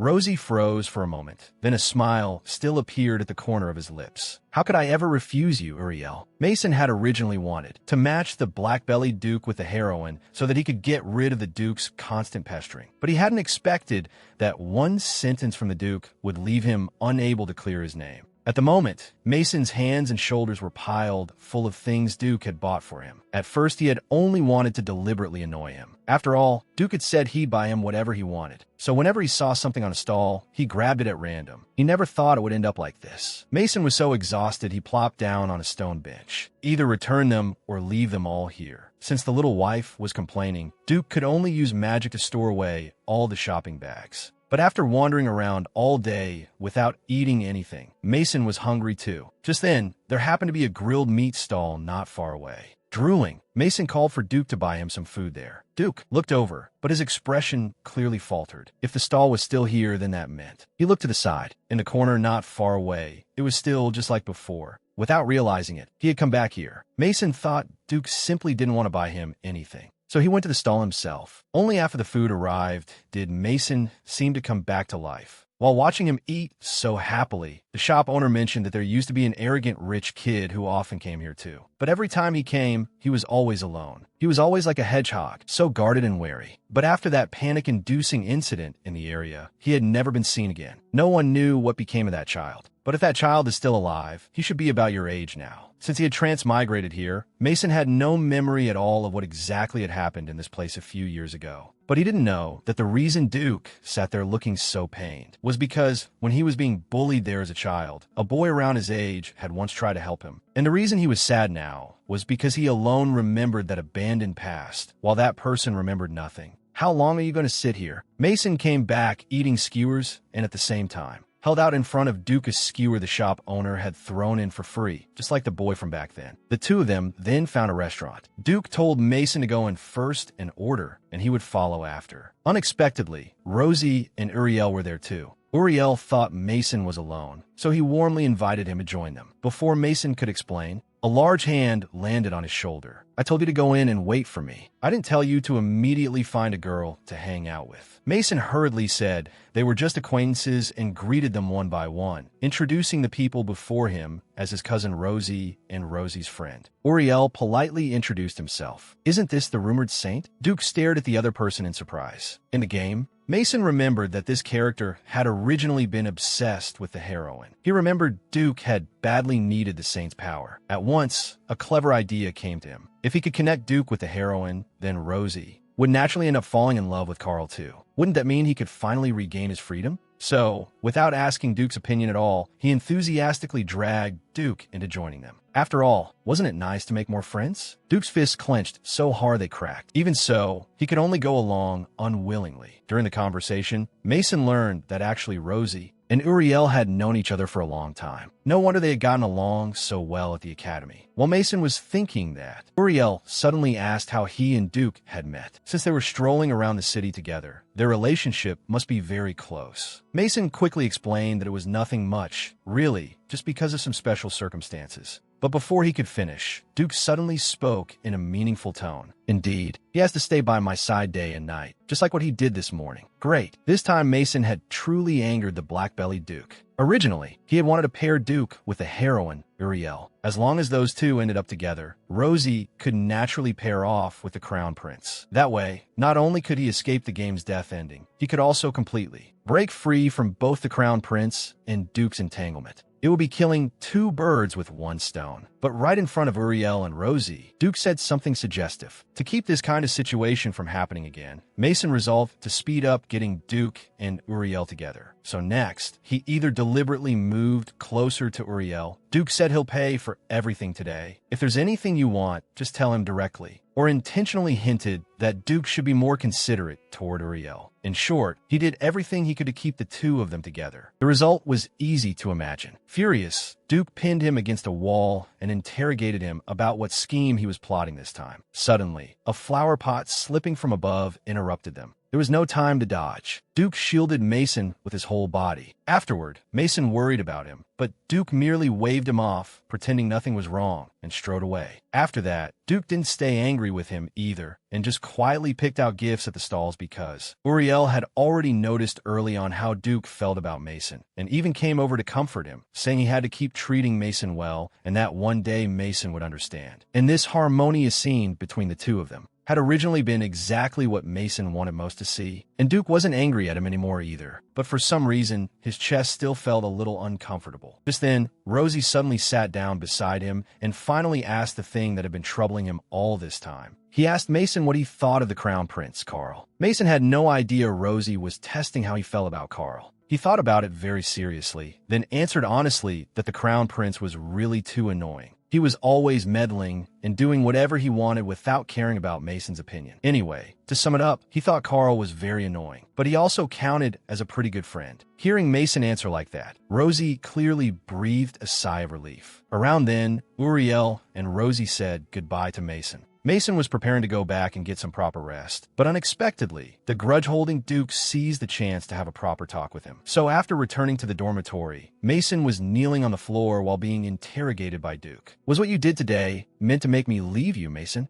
Mason explained that he just thought Uriel was more useful than him. After all, Uriel was the saint, and besides, compared to being with a man, wouldn't having a girl by your side be better? Why don't you give it a try with him? If you're willing, I'd even be happy to help. But the moment the words left his mouth, he was suddenly thrown aside. "Isn't this exactly what you want me to do with him? You know, if I'm too aggressive and scare him away, what then? So you'll need to help me practice properly first. That's why you should never casually provoke the black-bellied Duke." Mason got bullied hard again. And now his younger sister had finally met Mason too, just because Mason wanted to match Duke and Uriel together. He had even said that if Duke was willing, he would be very happy to help. This time, Duke was truly furious. He wanted to see exactly how Mason intended to help him. Startled by Duke's sudden approach, Mason backed away. "Stay away from me." But Duke carried a chilling pressure about him. "Didn't you say you'd help me? You need to keep your promise." Mason couldn't understand. What does that have to do with this? But before he could finish, he was forced back until there was nowhere left to retreat. How could it have nothing to do with it? "Isn't this what you wanted? Isn't this what you want me to do with him? And you know, if I'm too forceful and scare him away, what then? So you need to help me practice properly if you want to leave me." Mason immediately sensed something was wrong and snapped at him to get lost. That finally enraged Duke completely. A sudden kiss fell without warning. Mason had never imagined the story would develop like this. At the same time, Shui, who had been diligently acting as Uriel's helper, began reflecting on herself. She knew Uriel had gone on a date, but she had no idea how it ended. She felt she had really gone too far. The entire game's setting was right before her eyes. Yet instead of going to see it in person, she spent every day here being a maid. As she got a brilliant idea and thought of something useful, she decided to use delivering an umbrella as an excuse to go to the school and see for herself. Meanwhile, Mason was still depressed over what Duke had done when suddenly a hand landed on his shoulder. His reflexes instantly kicked in, and he slapped the person's hand away in alarm. It turned out to be Uriel, who had come to tell him that their next class would be in another classroom. Hearing that, Mason apologized and said he'd go right away. But Uriel could clearly see that Mason's entire body was still trembling. So when Mason stood up, Uriel grabbed him, wanted to talk to him. But in one misstep, the two of them stumbled and fell together. And just then, Shui happened to be standing at the classroom door. She witnessed the ambiguous scene with her own eyes. Before either of them could react, Shui rushed over in a single bound and kicked Mason again. She hadn't recognized at all that the person in front of her was actually her own older brother. To her, he was just that notorious son of the Knox family from a game. She thought Uriel was being harassed, and so Mason was kicked unconscious by his own sister again. Uriel quickly explained that he had tripped by himself, and that Mason wasn't the kind of person the rumors made him out to be. After Mason was sent to the infirmary, he slept unconscious for quite a while before slowly waking up. During that time, Uriel and Shui had stayed by his side. For that moment, he really thought he was going to die. He hadn't felt such terrifying pain in a very long time. Uriel apologized, saying it was his maid's misunderstanding, and said he would provide whatever compensation Mason wanted. Mason felt there was no need. He thought the maid had only acted to protect him, and as long as she was given a small warning, that would be enough. Unsurprisingly, he still didn't recognize that the maid in front of him was actually his younger sister. But Shui found it a little unbelievable. Under normal circumstances, she felt Mason should have used this matter to threaten Lady Uriel. And yet Uriel was even saying he was a good person. She felt Mason was probably just trying to win Uriel's favor, so he could do something even worse. She felt she had to keep an eye on Mason and expose his truly ugly side. And so, next, his good little sister began secretly stalking her own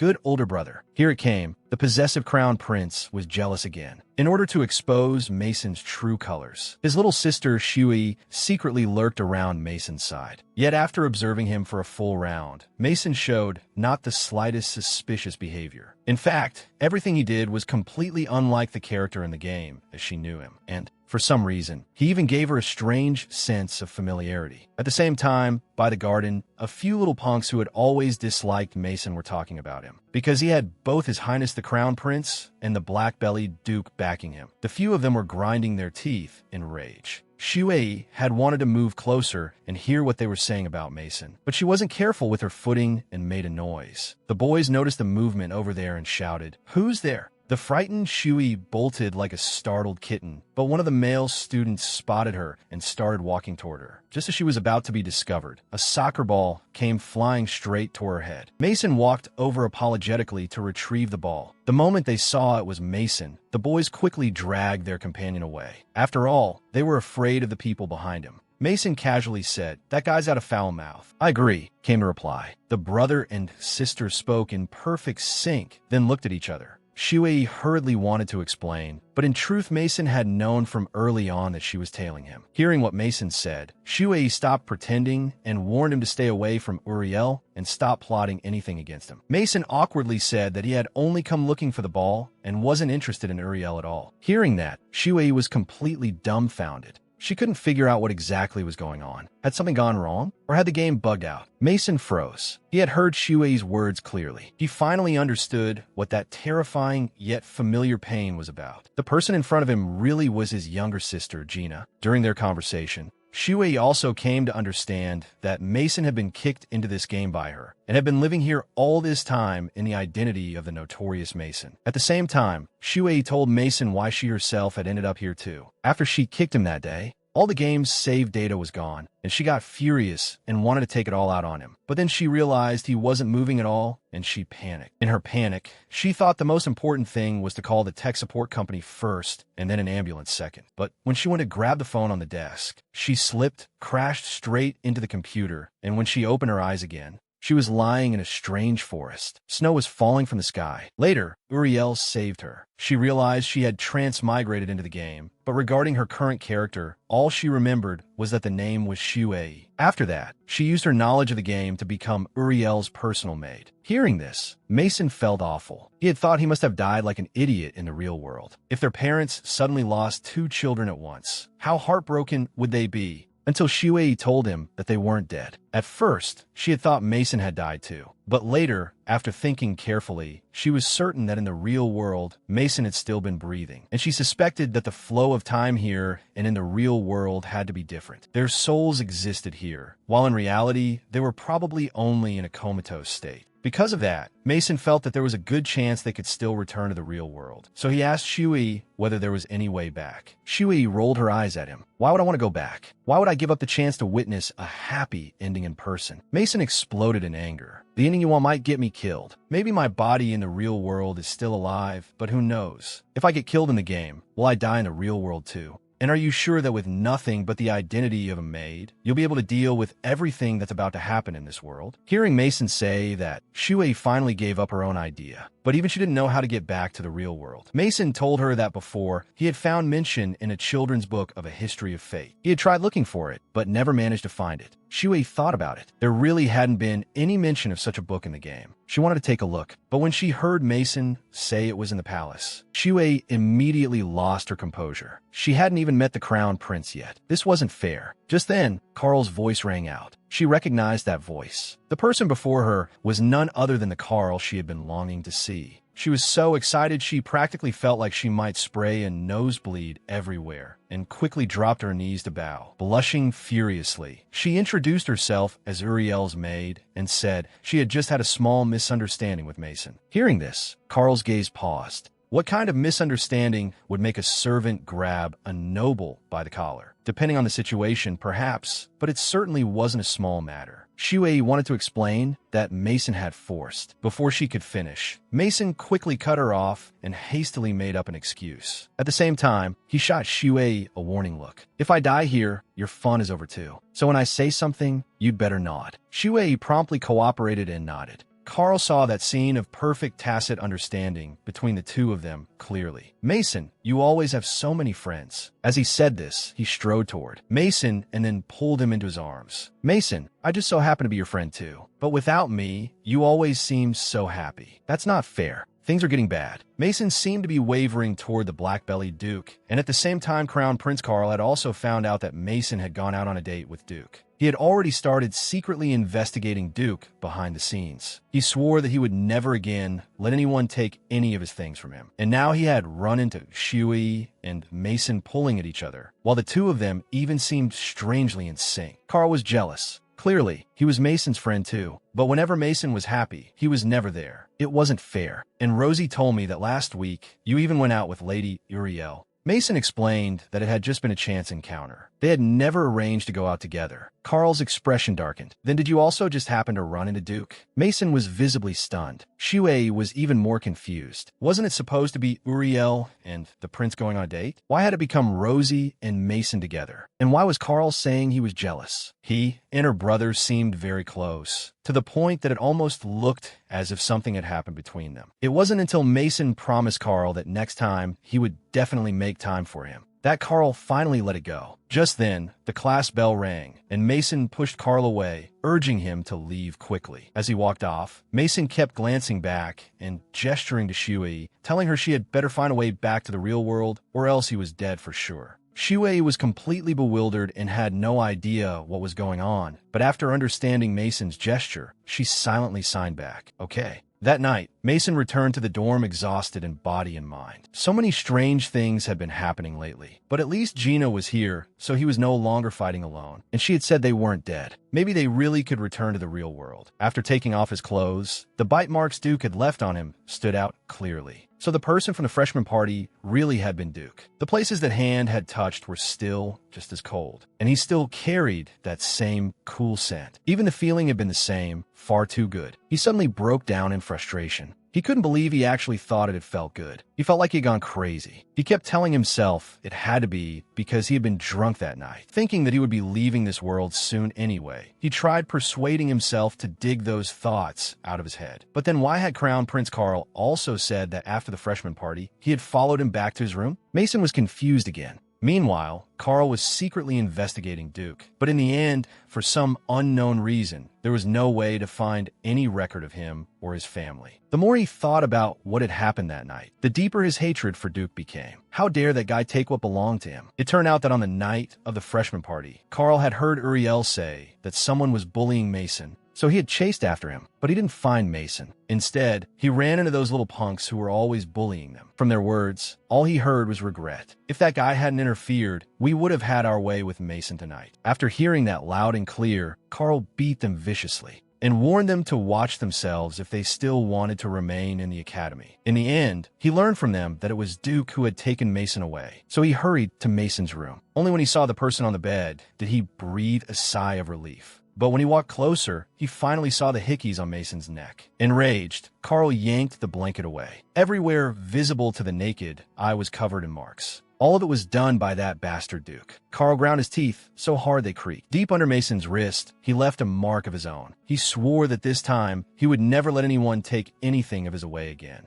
What he didn't know, though, was that on the day Mason and Duke went out together, Mason had been eaten up by Duke all over again. Great. Now even the third male lead, the wolf pup, had arrived, and he had also caught someone else's scent on Mason. Several of them were gathered together in the library. Carl carefully tutored Mason in his studies, but Mason couldn't take in a single word right now. He was only doing this to kill some time. Uriel and Carl, meanwhile, each had their own thoughts. One thought that everyone studying together made it easier to concentrate, and the other said that teaching someone else was also a way of learning. But really, both of them just wanted a chance to spend time with Mason and Rosie. During this, Uriel eagerly asked whether there would be a party after finals. Rosie said that every term ended with such a party and that students from every grade attended together. Rosie himself was clearly looking forward to this party too. Mason, however, only wanted to go home. The brother and sister squatted in a corner to discuss ways of getting home. In order not to arouse suspicion, Shui had even specially gotten hold of a map to make investigating easier. But no matter what, she couldn't find any information about the history of fate, so she thought of some other methods that might let them return to the real world. She thought they might as well let the original game continue all the way to the story's ending. Once the game ended, perhaps they would be able to go back. Mason exploded again. How many times had he said it already? If things followed the original plot, he was definitely going to die. But Shuei said, not necessarily. Mason's ending had been fixed because originally he was just a small character in the game. He was the one who turned Rosie bad, but the real key figures were the male leads, the heroine, and the female villain. As long as they stayed true to their roles, everything would work out. Besides, ever since Mason had transmigrated in, he was no longer that notorious, vicious young master. That was why she had proposed this method. But more importantly right now was what would happen at the end of Term Party. That was the key event in the whole game.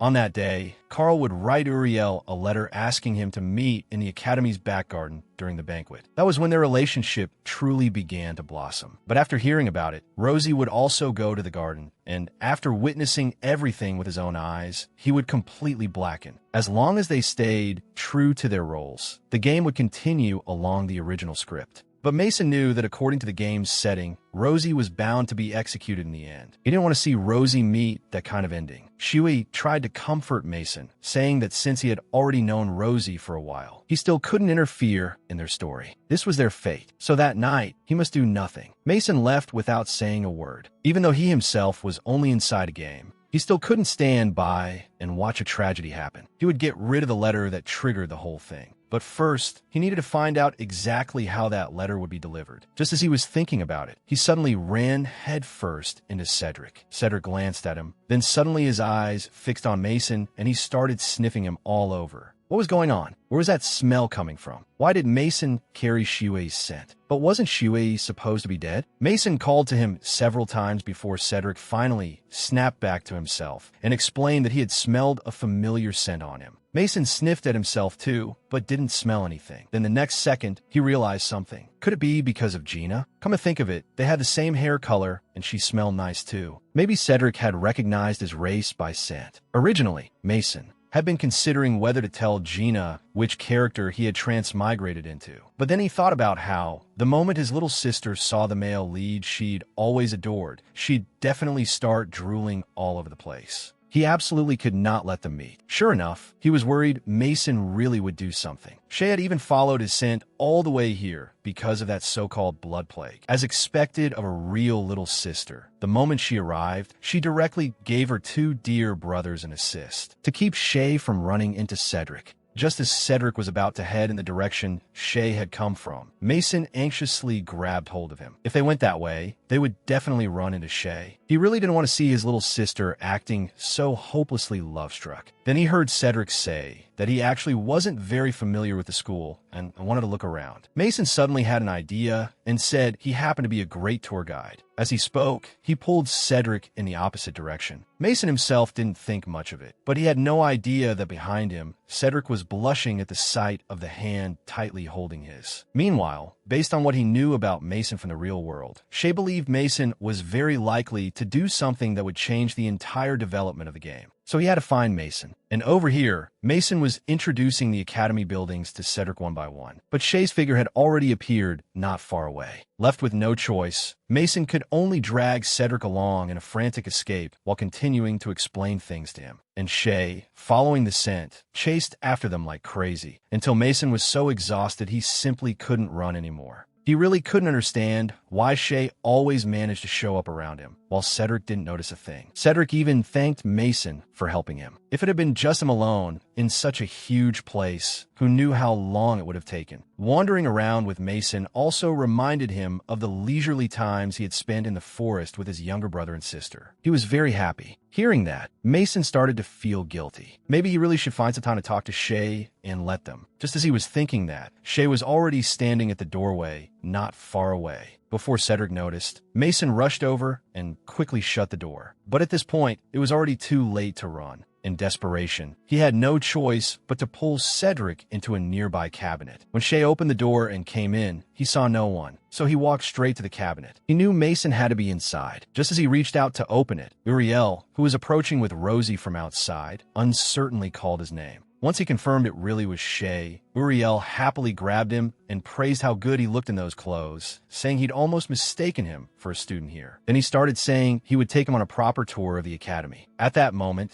the cabinet was filled entirely with Mason's scent. Cedric's reason was becoming a little difficult to control. In the cramped cabinet, a noise still slipped out. Rosie, who hadn't gone far yet, heard the movement. The sound had clearly come from the cabinet. Without hesitation, she opened it. The moment it opened, Mason fell out of the cabinet unexpectedly, while Cedric behind him was still crouched facing inside. But one thing was obvious. Their ears were both bright red. Here it comes, here it comes. The childhood sweetheart crown prince, His Highness Carl, was finally making his move. Soon, it was the day of a year-end party. According to the original game setting, Carl would write a letter to Uriel. A secret meeting in the garden would lay the foundation for the start of their relationship. At the same time, Rosie, who witnessed everything, would completely blacken as well. At the party, Rosie first asked Uriel with concern how the exams had gone. Uriel was a little embarrassed and said that thanks to Rosie's help, they hadn't been difficult at all. As the music began to play, the whole party grew lively. Uriel warmly invited Rosie to dance with him.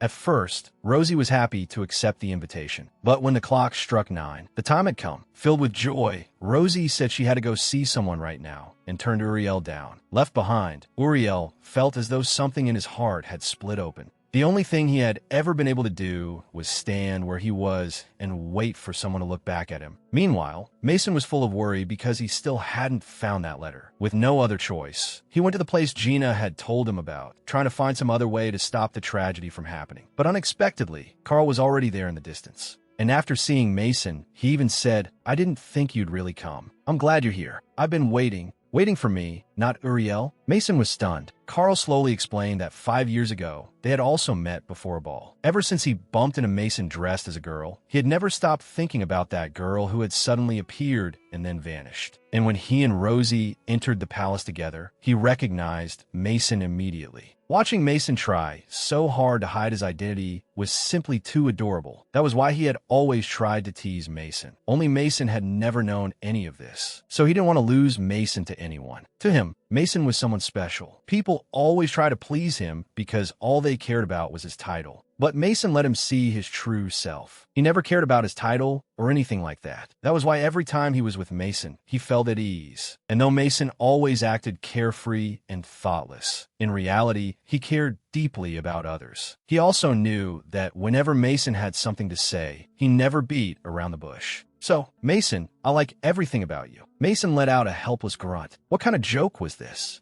I've always only thought of you as my best friend, Your Highness." But before his words had even finished falling, Carl pulled him over in one swift motion. Before Mason could even react, a kiss landed on him. "Don't think you can get rid of me this way again. I'll show you again and again. I won't hide my feelings for you anymore." At the same time, a figure in the distance witnessed everything. It was Rosie. So Carl had, in fact, written an invitation letter just like in the game, but he had arranged for it to be delivered to Mason. However, after the servant received the letter, it somehow ended up tucked inside Rosie's notebook. That was why, when Rosie heard the 9 o'clock chime, she rejected Uriel and chose to come here. She just never imagined she would see something like this. Here it comes, here it comes. The heroine Uriel actually took the initiative to kiss the villainess, and Rosie didn't even reject him. At a corner of the academy, Cedric was instructing his men to stay on high alert. Dealers might try to circulate illegal substances during the gathering. As he was speaking, he heard muttering not far away. It turned out to be Shay, who hadn't been able to find Mason.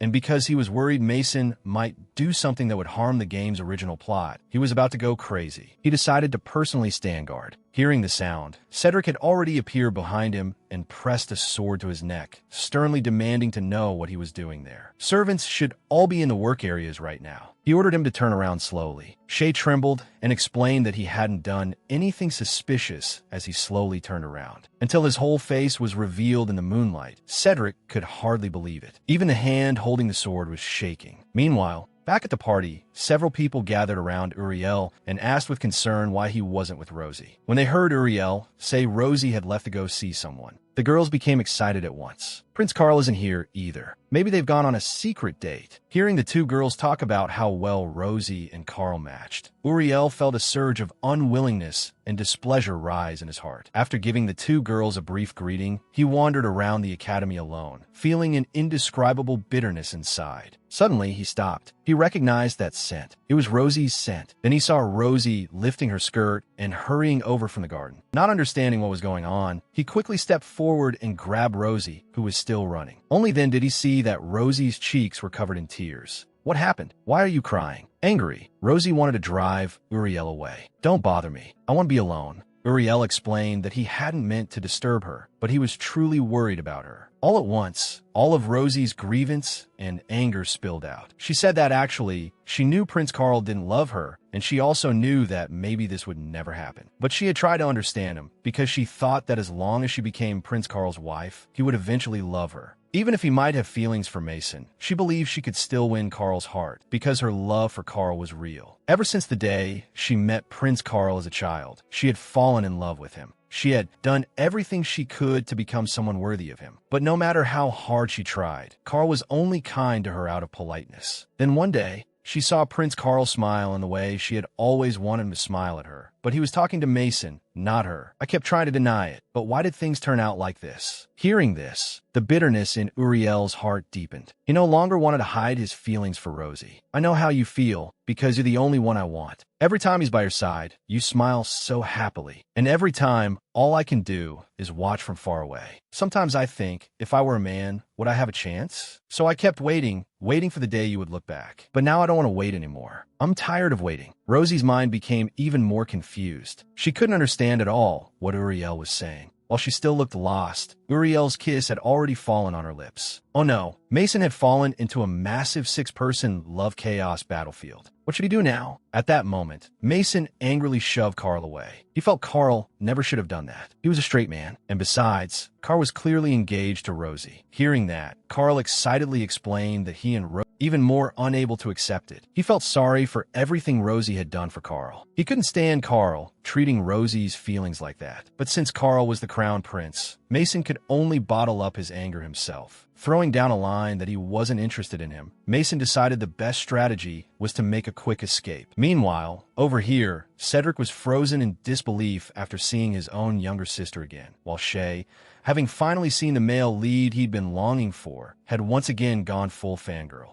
Only when his eyes caught sight of the sword in Cedric's hand did he suddenly remember what he had come to do. The most important thing right now was making sure Uriel and Carl ended up together. So he absolutely could not get caught here. And just like that, the two siblings who were both trying to escape crashed into each other. The moment Shay saw who it was, he instinctively threw himself at Mason and clung to him, shouting for help. When Carl caught up and saw the two of them embracing again, he no longer believed Shay was just some woman. Mason, who exactly is he? Just as Mason was getting irritated that he couldn't shake off Carl no matter what, Cedric came running toward them, calling Shay's name. Carl kept pressing closer from behind. After all, the last time he had seen these two siblings together, it had looked extremely suspicious. So what exactly was the relationship between Shay and Mason? Although Cedric was somewhat confused and didn't know what Shay's relationship with Mason was, he still took the initiative to step in front of the siblings protectively, explaining that Shay was not a suspicious person. Though his behavior looked suspicious, Cedric could vouch for him. The two siblings each had their own thoughts, listening in total bewilderment. On the other side, Rosie blushed furiously and turned her head away, unable to understand what Uriel had meant by that. Before Uriel could say anything, Mason's voice came from not far away. Carl, emotionally agitated, demanded that Mason give him an explanation. Who exactly was Shay? While Cedric blocked Carl from advancing, he urged Shay to hurry, and at that moment, Uriel and Rosie also arrived after hearing the commotion. Shay got up excitedly, not bothering to help clear things up for Mason, and instead threw himself into Uriel's arms, asking for comfort. Rosie, meanwhile, looked completely calm and asked Mason why they were all here. But the moment she finished speaking, Carl emotionally demanded again whether Mason had really fallen for that female slave and whether he had been toying with his feelings. This was basically Carl confessing in front of everyone that he liked Mason. The situation was already chaotic enough. Mason was so furious his face was almost twisting. He kept saying it wasn't what Carl thought, but that explanation only made things even more impossible to explain.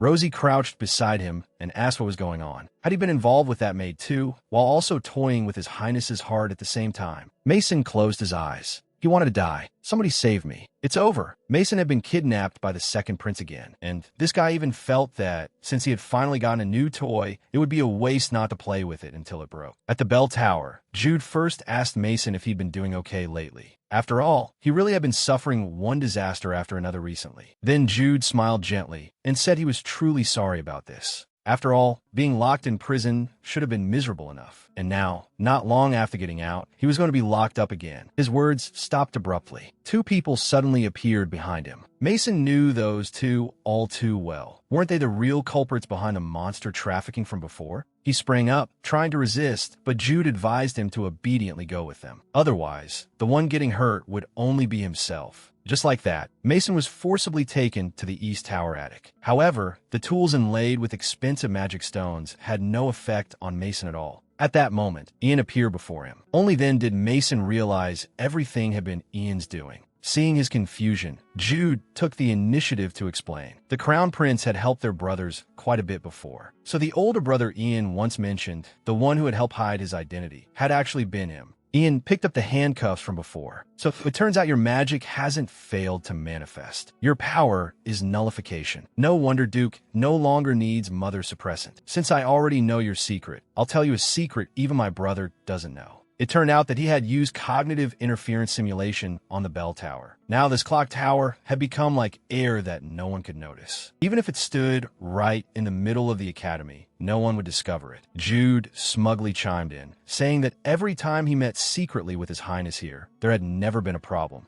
Even if Cedric had a keen nose, he still wouldn't be able to smell the traces of illegal drugs. As long as Ian's power remained, his brother and his subordinates would never find the culprit. Mason was in disbelief. He really could do something like this, not caring in the slightest whether those students lived or died. But Ian was clearly enjoying himself. After all, as long as Mason was in danger, Carl and Duke would suffer, and the more they suffered, the happier he would be. As he said this, his eyes flashed. Right, I just had a great idea. Since I finally got a new toy, if I don't play with it until it breaks, that would be my loss. This was bad. Mason had been imprisoned all alone by the second prince. Duke and Carl were going crazy. Because Mason had missed class for several days in a row, Rosie and Uriel anxiously went to find the second sister. They said they had gone to the dormitory, but the boys there all said he hadn't returned for a long time. Second sister felt this was very strange. No matter how unruly Mason might be, he would never skip classes without reason. She said she would immediately contact elder sister Regina to search the surrounding area. But because strange things had been happening to Mason recently, she stopped Rosie and Uriel from getting involved together in this matter. After Uriel came out of second sister's office, Shay rushed up anxiously and asked about the situation. When he learned that only the knights were searching for Mason and that the professors believed they might be in danger too if they got involved, the seriousness of the situation made Shay frantic. He had clearly warned Mason to be careful that day, so how had he still gone missing? In the days that followed, everyone did everything they could to search for Mason. Shay even made missing person notices and expanded the search through the streets in winter. Now even Duke knew Mason had disappeared. Meanwhile, inside the clock tower, Mason tried to destroy the magic stone in the ceiling to save himself. But because the ceiling was too high, all his efforts were futile. It turned out that day Ian had deliberately infused the magic stone with magic, carrying his own ability. Because Mason's nullification power would interfere with direct cognitive manipulation on him, Ian had thought of another method. He wouldn't use cognitive interference on Mason. He would only use it on the space itself. If no one found this place, naturally no one would discover Mason inside. And that bastard Ian had deliberately placed the magic stone on the ceiling. He wanted to watch Mason fail again and again. Mason was really about to lose his mind.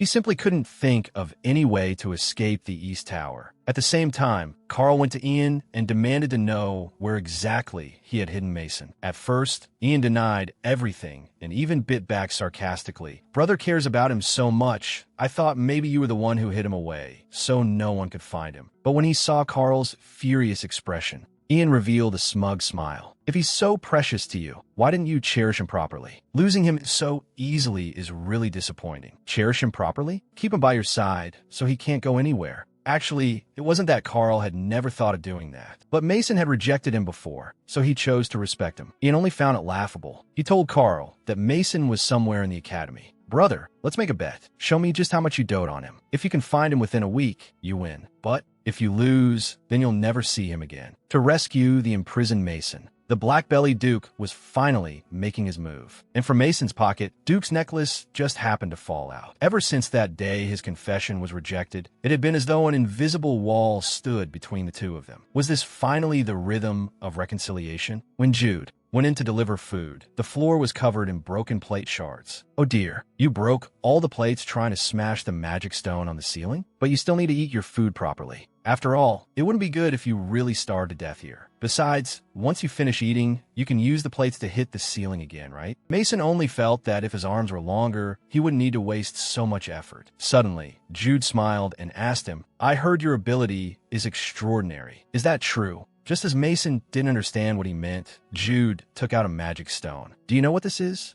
Judging from the color, it was definitely one of Ian's magic stones. "His Highness uses this as a safeguard for unexpected situations. I used to use this often to cast perception-hindering magic on the bell tower, so I could skip class. But when you first came to the magic tower, I was surprised. I had clearly already cast the spell, yet you were lying there anyway." Mason suddenly had an idea, so his power worked on Ian too. Jude told him that had only been a small amount of magic power, but now, with a magic stone that large, could he still nullify it? When Mason said he planned to give it a try, Jude watched him with an amused smile. "Good luck. That way His Highness will find it even more entertaining." Seriously, what kind of lunatics were these? So it had all been for the sake of toying with him. The next day, after class, Jude was preparing to head for the East Gate. Duke hid in a corner and, catching him off guard, launched a sudden attack and pinned him against the wall. Before Jude even knew who it was, he panicked a little. Only when he heard Duke say, "You don't need to know who I am. You only need to answer my question. Where is Mason?" did he recognize the voice. Jude smiled faintly and said Duke had the wrong person. He had no idea what he was talking about. So Duke told him, while kindly helping his little head think more clearly, that every clue had a traceable path. It turned out that when Carl and Rosie had discussed dissolving their engagement before, Rosie had mentioned receiving a letter, but that letter had clearly been from Mason. Duke remembered that at the time, it was Jude he had arranged to deliver it. After hearing that, Jude still stubbornly refused to admit it. Just because he had accidentally delivered the wrong letter didn't mean he was the culprit. But Duke had already run out of patience.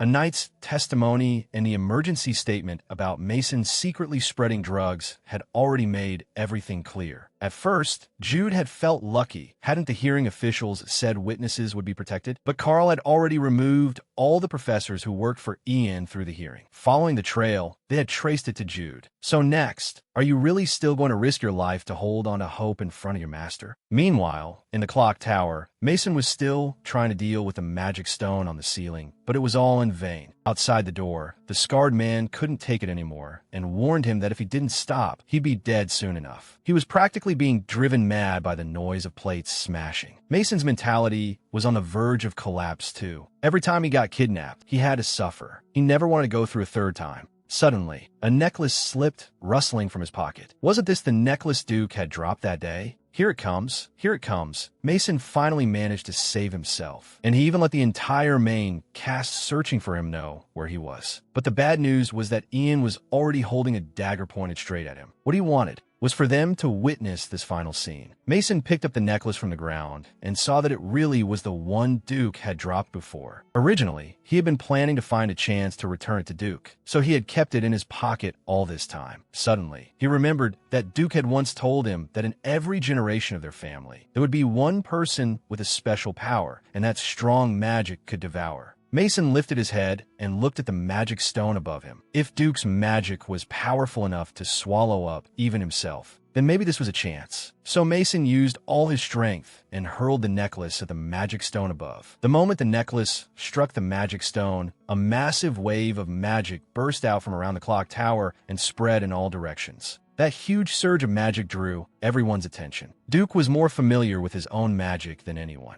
He no longer had time to care about Jude in front of him and dropped the knife in his hand. Without a single pause, he sprinted madly toward the direction the magic had erupted from. Jude also had no idea what had gone wrong, but he decided to take the chance to run. At the same time, because of the panic, students all over the academy poured out of the dormitories. Cedric led the Night Order in evacuating and calming them, but things still couldn't be brought under control until Crown Prince Carl stepped in, arranged for the Knights to establish magical barriers around the dorms, and promised the cause would soon be investigated. Only then did the chaotic situation begin to settle. After ordering all the Knights to patrol the dormitory area in pairs to protect the students' safety, he rushed towards Cedric and had him accompany him to inspect the source of the magical explosion. Cedric asked in surprise whether Carl thought the fluctuation in magic was related to Mason. In truth, Carl wasn't sure either, but the familiar feeling within that magic, it belonged to his younger brother Ian. He didn't say that part to Cedric, but he had a deeply ominous feeling. They had to hurry there.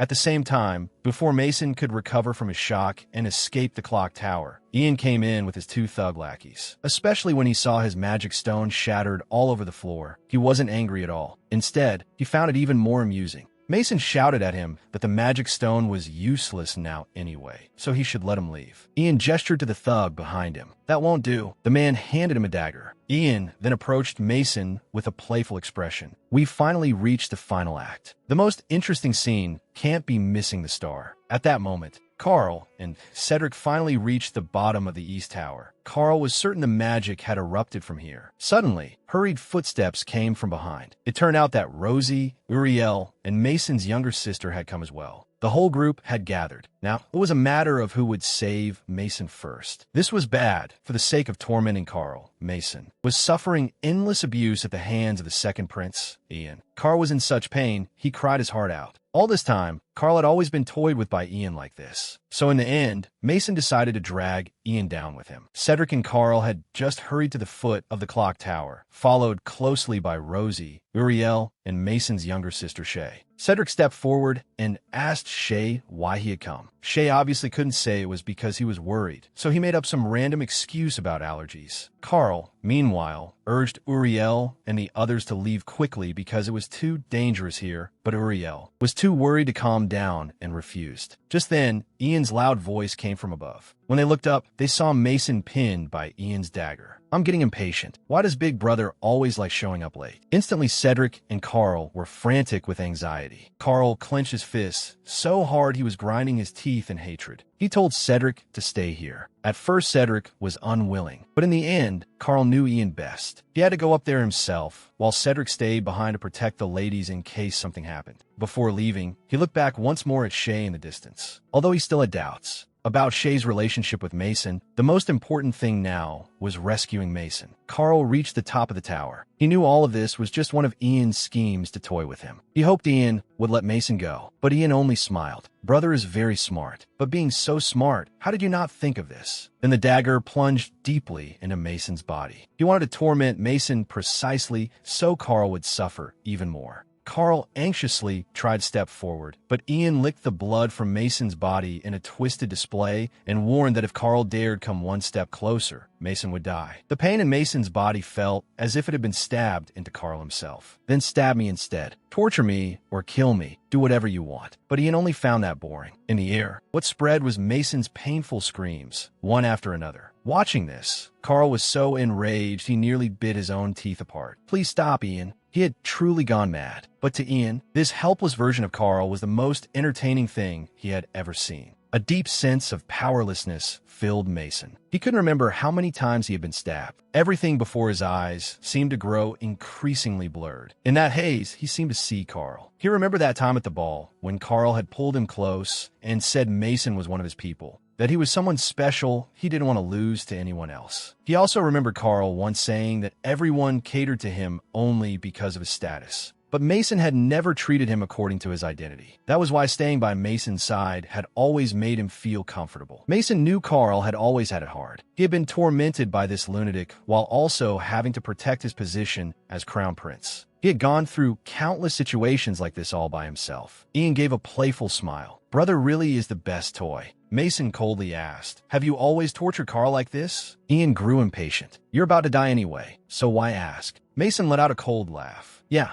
I'm about to die, so there's nothing left to be afraid of. You know what kind of person is the most dangerous? Someone who fears nothing. With that, Mason slammed backward with all his strength, dragging Ian with him. In front of Carl, Mason and Ian fell from the tower together. Carl rushed forward in panic. This was bad. Mason was gravely wounded and on the verge of death. The black-bellied Duke, terrified of losing him, had another magical outburst. At that moment, Mason suddenly remembered the game plot from before he had transmigrated. So after Duke's magic erupted, he would become a monster. Because he had seen Carl cry, Mason chose to perish together with Ian. The people below the tower were all frantic when they saw it. Cedric's eyes tightened. He had said before that no matter what, he would protect Mason. So without hesitation, he rushed forward. Fortunately, at the instant Mason fell, Cedric managed to catch his severely injured body. Shay rushed over anxiously to check on his brother's condition. At this moment, Mason had lost consciousness from blood loss. If this continued, Mason really would die. Uriel comforted them, saying not to worry, he would heal him. But when Uriel used his power, to his shock, it had no effect on Mason at all. Carl hurried out from the tower, and Uriel told him he was trying to heal Mason, but the saint's power wasn't working on him. Only then did Carl reveal that Mason possessed nullification. At that moment, Ian's sacrificial laughter sounded from behind them. Even at death's door, Ian was still smug. Brother is going to lose everything. The look on your face right now is really worth seeing. No one could be bothered with him. They had to hurry and get a doctor. Just then, Duke arrived too, but when he saw Mason covered in blood and flesh like that, those old memories came rushing back. That one time, yes, that one time, he had put Mason in danger. That time, Mason had nearly lost his life right in front of him. No, I can't. I can't lose you again. The magic around Duke burst out uncontrollably once more. Instantly, Mason felt a wave of dizziness crash over him. He forgot what he had been doing. He clearly remembered he had been in his room playing a game. It had almost reached the ending. Uriel had finally reached the bottom of the clock tower with Carl. But then an unidentified monster had appeared in the game, roaring. Only when Uriel heard that roar did he realize it was an evil existence. And now, that monstrous roar was coming from Duke's mouth. In an instant, in order to deal with the monster, the saint's power awakened within Uriel. He urged everyone to get away from Duke immediately. He's not human anymore. God, please hear my call. Deliver us from evil. Then an item appeared in Uriel's hand. In the midst of everyone's shock, Carl recognized at once that what Uriel had summoned was the holy